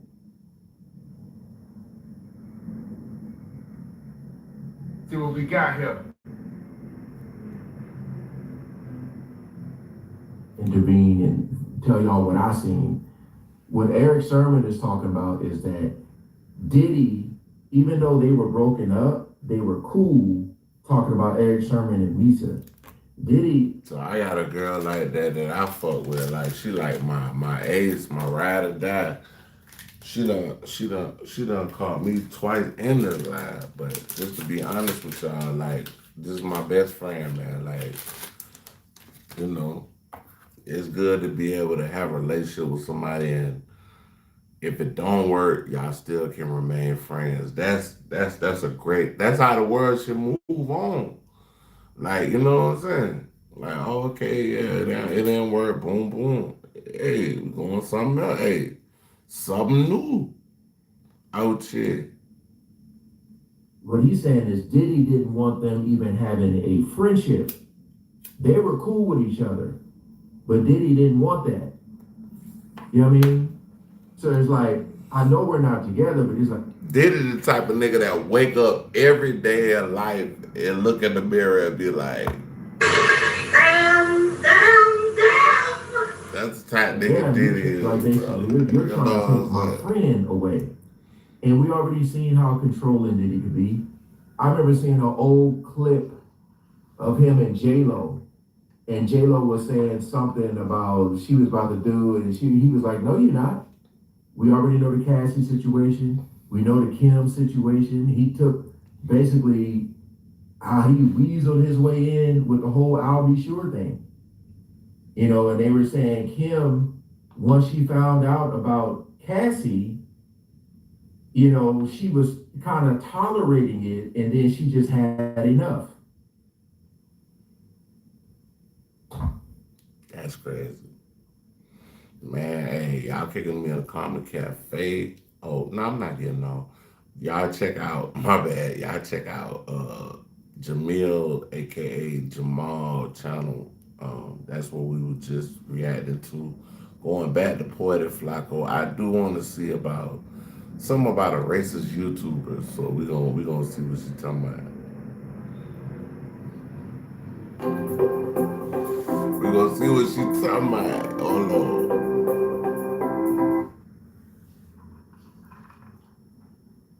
So this racist grifter on YouTube called Lily Gaddis has announced that she can't pay her bills because YouTube has demonetized her.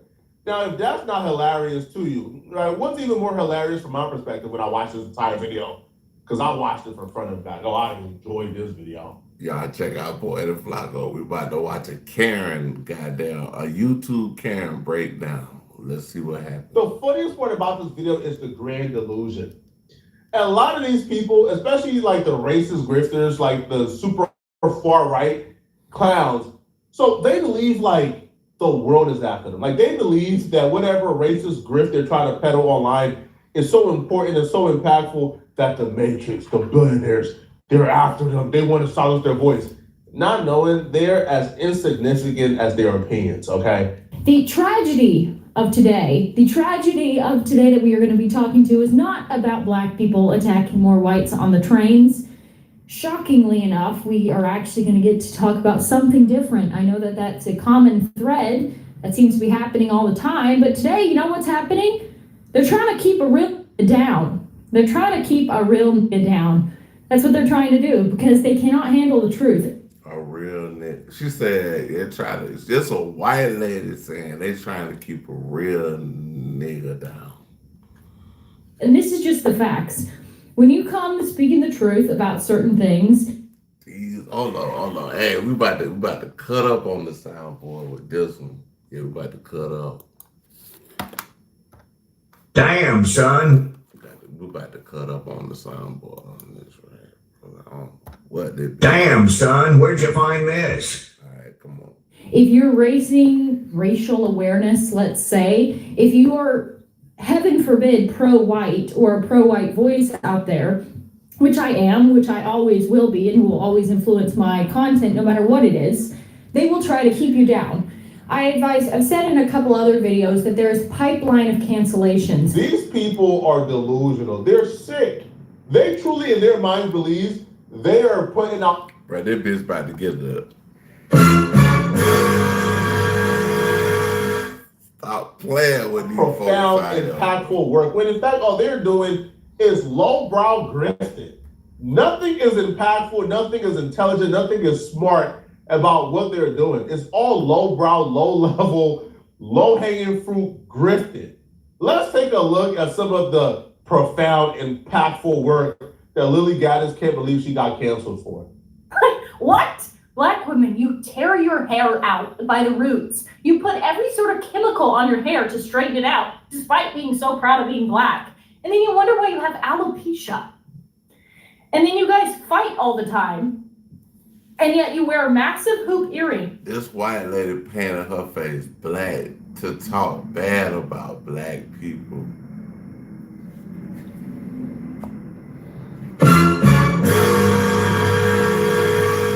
I'm just saying, bro. Like, Since you wear weaves in your hair, you wear fake eyelashes, you wear fake nails. All of these things are not conducive to fighting, okay? So let me give you advice. Let me turn this racist stream around into something positive. Okay, Black women, listen up. Listen up. A Black woman is speaking. When you are fighting, when you are going to bat. She's not even good at what she wants to do. That's trash, man. That shit is trash. What are you talking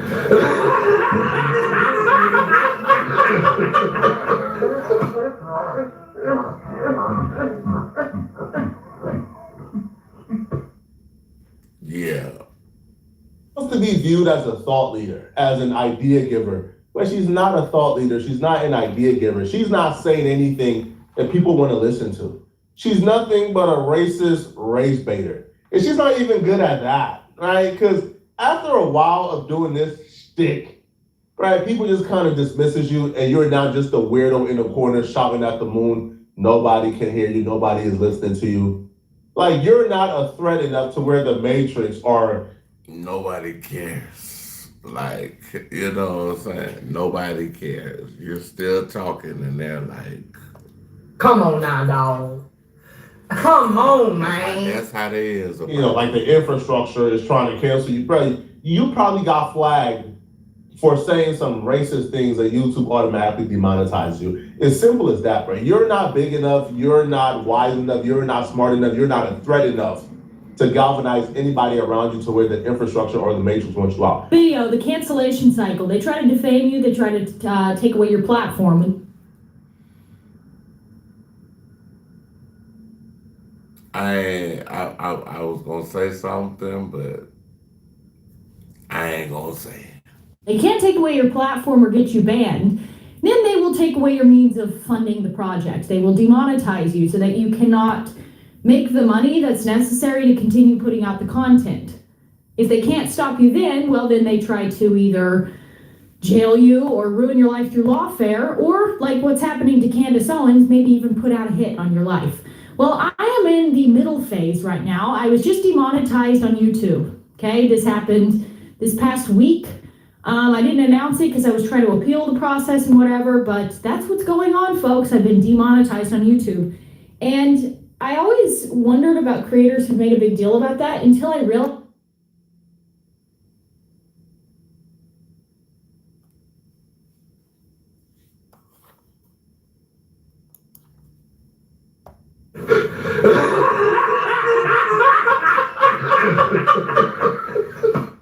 I don't know. oh, that's like your sole form of income. Like, so now I'm just making videos for free, and I have the electricity bill for all the billions of lights that's in here. I have to pay for the equipment, and you still have to pay for the people who make the thumbnails. You got a lot of bills to do, aside from the bill.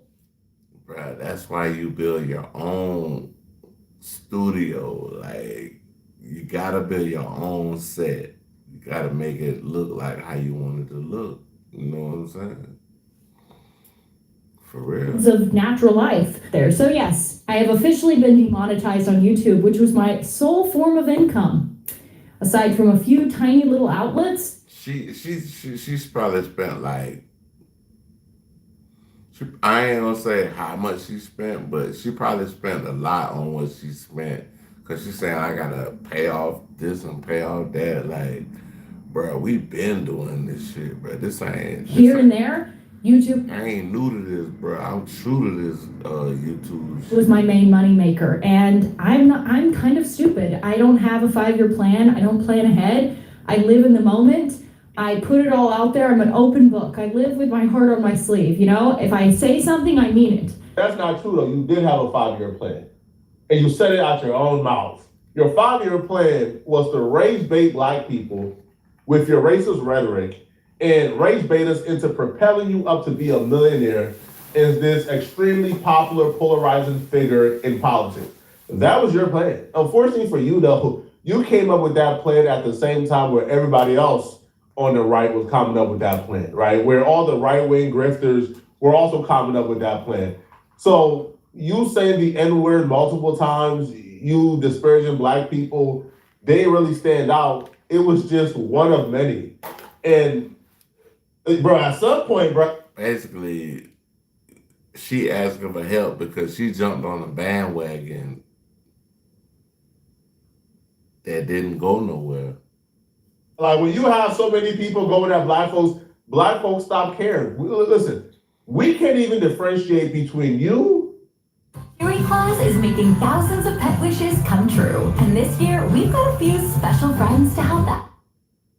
And Owen.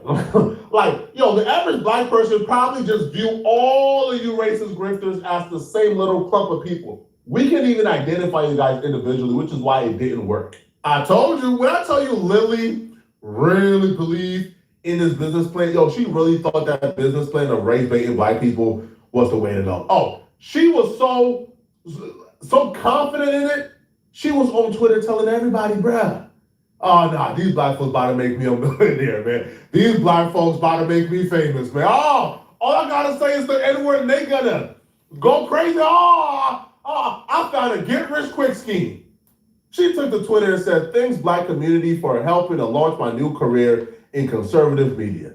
You all played your role well like the puppets you are. Heart emoji. I'm gonna tell you where Lily went wrong at. She's too stupid. Like, she's too dumb for her own good. You see, Lily, when you look around and you look at the other people who are pretty popular and thriving in this space, they left some room of plausible deniability, right? You know, like those racist conservatives who their entire rhetoric is racist, but then they'll say, oh, I'm not racist. I have black friends I like. How dare you say I'm racist? You leave some plausible deniability to where you're still able to assimilate a mainstream media. Right, you're still able to come around and do certain. Hey man, I don't know. I'm about to go to 2 and then I'm out. things and move and shake. During her first appearance on a mainstream outlet, it became perfectly clear this chick isn't cut out for mainstream. She isn't cut out for a career in public speaking or a career as a thought leader, because she absolutely fumbled the bag during her first appearance. Even the biggest and saddest right-wing racist grifters know you don't go on a mainstream outlet and just expose yourself. A lot of these people, they go on platforms like Piers Morgan and they play the low, right? And they kind of dilute their opinions. They play the 50, they play the middle, don't really, give their extreme opinions because they want to get invited back, and they kind of feel like you kind of have to operate from within. Lily Gaddis, after like a brief interrogation by Piers Morgan, absolutely crumbled, folded under pressure, just exposed herself completely. I want to see how this shit go down for real. And this was the beginning of her downfall, because once you admit you are an openly racist, there's really no reason for anybody to take you seriously. Like, nobody is inviting you on to debate you. Like, you are an open racist. Like, nothing you have to say is going to be valuable. You have to at least play the 50, I like all people, I'm not racist, I just like my people more. You got to play rhetoric like that to be accepted. But she just embarrassed herself, crumbled, exposed herself. A disgusting racist woman who repeatedly spews the N-word, first at a young child, and then at the person taking the video of her, does it with complete impunity, does it numerous times. We're talking about a bona fide, unquestionable racist. And so I don't understand why what you've just said to me bears any relation to white unity or anything you just said. She's just a racist.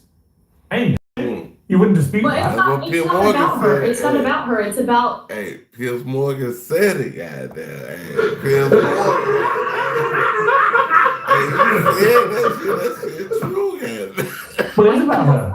Coming together and supporting another white person, and it doesn't matter. Why would you want to support a white racist? Because I want to support free speech, and you cannot have free speech in a country. Yeah, that's fine. You can support free speech, but you also have to be accountable for what you say. Would you use the N-word out of interest? Yep.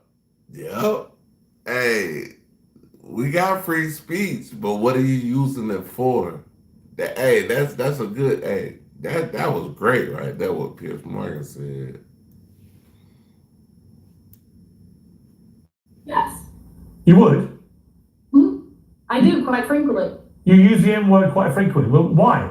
Other than the fact you're a despicable racist. Are you? Some would say I am. I guess according to the ADL, I'm a white supremacist, I'm a neo-Nazi. Yeah, but if you use the N-word repeatedly, you are a racist, then, are you? Sure, I'll embrace that. If that means forwarding, helping white people achieve freedom of speech, real freedom of speech, which, by the way, includes.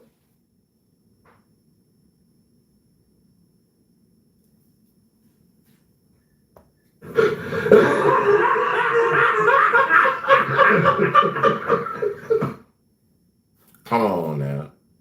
I mean, Shiloh Hendricks is being attacked on all fronts. They're trying to bring legal charges against her. They're trying to get her children taken away. So you were saying Carmelo Anthony, it doesn't matter. That's a different. Sorry, just to be clear, you just said to me you use the N-word regularly. In what context? Do you use it with black people? Yes, if it's appropriate. When would it be appropriate to use the N-word? When would it be appropriate? Anytime I feel like it. So you're unashamed racist. No voice. Correct. Well, do you understand that makes you a despicable human being? I guess so. I don't really care. I mean, she was invited on to discuss Shiloh Hendricks. You know Shiloh Hendricks, right? Like the woman who called the 5-year-old autistic kid the hard ER, the N-word with the hard ER, her. She was invited on to talk about that woman. And she spent the latter part of an hour defending that woman for calling the 5-year-old in hard ER, the hard N-word.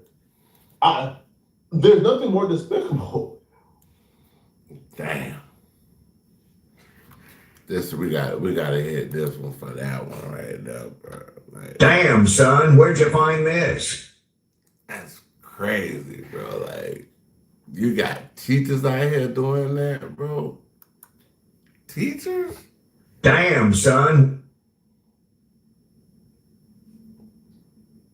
once you do that to yourself, bro, you are essentially a sitting duck, right? For YouTube to just wave that wand and say, you're gone. But the funniest part about this, right? So she will claim that she's a free speech person. She believes in these things, right? She's gonna still speak up for the truth no matter what. She's a martyr. As soon as she got demonetized, now she's telling her people she's done with politics. She's not want to talk about culture and fashion. That's how you know it's a grip. She gets demonetized and she's done. As soon as she can't make money from being racist no more, she's now done with the racist grip. She's now moving on to teaching women how to dress. So what I can do, I can't change politics. I'm never going to run for office. I don't think women belong in politics. This is as close to the sun as I shall fly when it comes to politics. I can't do much in the political scene. I did my part. I'm not gonna lie. I did a good part in the cultural awakening. I helped to break that glass ceiling of this bitch, bruh. She is horrible, bro. Like this, like, bro, where y'all find this bitch at? Like, who the fuck raised it? Who raised this bitch? Like, come on, dog. cancel culture and of stigmatized speech and of political correctness, and that's what I wanted to do. I came in like a firebrand and I destroyed it, okay? I've enjoyed politics to its max. I debated Piers Morgan about racial slurs on national, international television, all right? I went nuclear viral for using a She proud because she said the word racial slur. I created a platform. I talked all about politics. I've enjoyed talking about politics. I've enjoyed talking about the issues that have befallen our country. Man, all I can say is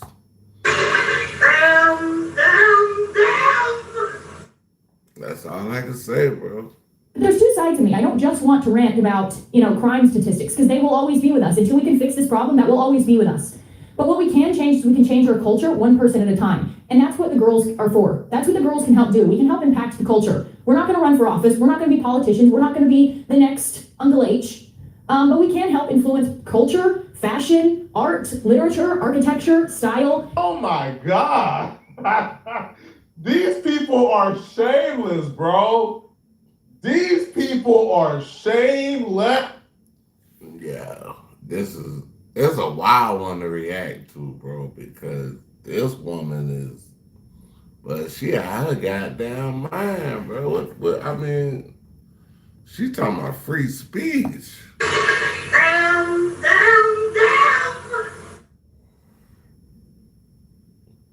I mean, I'm just saying, people get their ass whooped for free speech every day, dog. Yo, next time you even consider arguing or saying what these people on Twitter or in the comments, just know this is what they think. Their grift is, how can I get money from pissing on black folks? And when that can't work, I'm done pissing on black folks. I'm gonna just go to do it and do other things, okay? She's dumb enough to promote her other channel or her main channel as if YouTube is not gonna demonetize that too. Okay, so here is she posted. So she got there, the other channel got demonetized too. What? I'm talking about that she has membership set up on the other channel, but don't go over there expecting no politics. It's gonna be all fashion. No more politics for her. Because she can't get paid from it no more. New Cyber Week is here, and the best deals are on Rio.com. Book now, only on Rio.com. Here are a few things I'm growing in my garden. Parsley, basil. My webs. She went on Piers Morgan. Piers Morgan made her look like a fool. And she came back and said she gonna sell clothes to y'all. Site address or whatever on Buy Me a Coffee is buymeacoffee.com/Lily Gaddis. So that's a good way to be able to help the cause, because it is hard when your main source of income. I just basically lost my job. Okay, and I'm not complaining. It is what it is. And frankly, if you're not, she said I basically just lost my job. She was getting a lot of money off of this shit. And when the money wasn't going good, demonetized. And she hating on black folks, bro. She hating on black folks. She went and did the black face, everything painted. I don't know, whatever she painted on her face. She was white, but she looked at black. That's your ass. On YouTube, we're banned on YouTube. That sounds like a personal problem to me. You're probably not over the target, and you're probably lying, okay? So we're not toning it down, we're not shifting, we're not rebranding. We're just taking the fight in a direction where I can actually have an impact, okay? Like I said, if I wanted to pursue politics, I would go into politics, I would run for office, but I have no intention of doing that. I have too much of a temper. I'd end up probably going to jail. Can you imagine me on a debate stage with these people? I would lose my temper. I have too much of a temper for that. So I want to... Bro, come on, bro. I gotta hit it one more. Like, what is you talking about? Like, I probably wouldn't be able to go on these. I have so much of a temper. Like, what? Tap into more of my feminine side. I want to tap into more of other things that interest me. And I want to take the political cause and bring it to culture. I can't change politics, but I can change culture.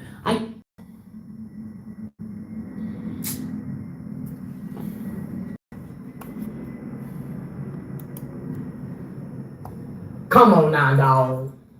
Come on, man. Can inspire people to be better. That's what I hope to achieve on my channel. So if you want to go over there and support, I know my members on my members only club here, you guys got nuked, okay? We all got nuked. It's over, okay? We're cooked. But I do have my membership set up on that other page. So if you want to go to Club Gaddis over on YouTube as well, I've got memberships up there.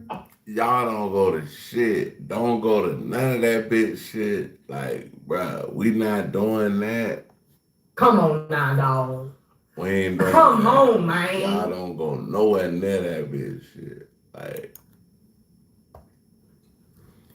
oh my God. yeah. We ain't doing that.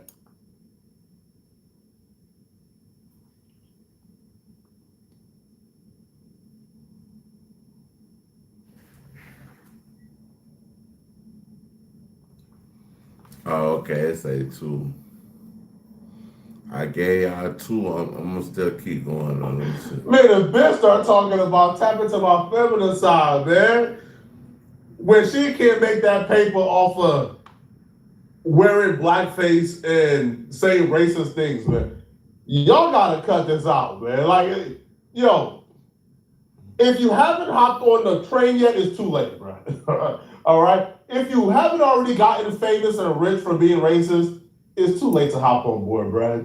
Trust me, it's too late, bro. All right? There's too many people doing the grift now. We just lump you guys all in the same group and we just dismiss you. Like we don't even y'all remember when Tommy Lauren, like 7-8 years ago, was going viral for talking about Beyonce and being openly racist? You would never be another Tommy Lauren. Like that time is over with. At that time, it was taboo to be racist. Right now, we learn with Charlotte Hendricks, if you're a racist, you get a $750,000 GoFundMe. Now is a race to be who can be more like the most racist. But y'all let me know in the comment section. Do y'all feel bad for Lily Gaddis? I sure don't. I disavow, I detest all racists. Well, let me know in the comment section what you guys think. And if you're still watching this video and want to watch another good video, then click on this video right here, somewhere on my screen, somewhere here, or here on my screen to find out how. For the most comfortable, luxurious, eco-friendly, and a group of despicable savages pulled up to a kid's birthday party where literal children were attending and having fun and partying, and they massacred, murdered, shot and killed, left dead 3 children. Any father remembers the day their child is born. He was just like the perfect gift from God. But this father, Patrick Peterson, is now burdened to live with the day his son died. All I can see is my son crawling on the ground and me trying to. Okay, so we got to talk about the situation with Chris Paul, man. I'm pretty sure a lot of you guys seen the news about It's self-taught, y'all. Self-taught. the Clippers and Chris Paul. Chris Paul had put this out on his story when everything went down. So Chris Paul put this on his story. He said, just found out I'm being sent home, and he put the deuces emoji. So a lot of people started reacting to it. Gilbert Arenas reacted to it. Oh, I done had it with the Clippers now. Y'all gonna send the best Clipper y'all ever had home and not let him finish his last year. We remember what you did to Clipper Darryl. Now you doing this to Chris Paul. Okay, we playing games. Take y'all asses home then. Go back to Buffalo. Yeah, we don't want you here. Yeah, I'm sorry, Bomber. I know you just bought this team and you got all the money. Take y'all asses back to Buffalo. We don't want you in Los Angeles. The only reason you have fans here is because you got 1980 sex worker prices. Yeah, we can take our kids for $40. Yeah, the whole family, $40. That's why you got fans. Chris Paul got more NBA fans than y'all got fans around here. And this is what disrespect y'all doing to him. Sending them home. Y'all shouldn't even show them. But we not watching you niggas anyway. That's crazy. Okay. And yeah, man, you know, a lot of people was just speculating like, yo, what happened? And I guess Lou Williams explained everything about what happened and why Chris Paul got sent home. So let's check out what Lou Williams revealed about the reason why the Clippers sent Chris Paul home. Let's check out this video right here. And if you can, be sure to hit that thumbs up button. That really does help these videos get pushed out to the algorithm, and I really do appreciate that. You're our guy when it comes to all things Clippers.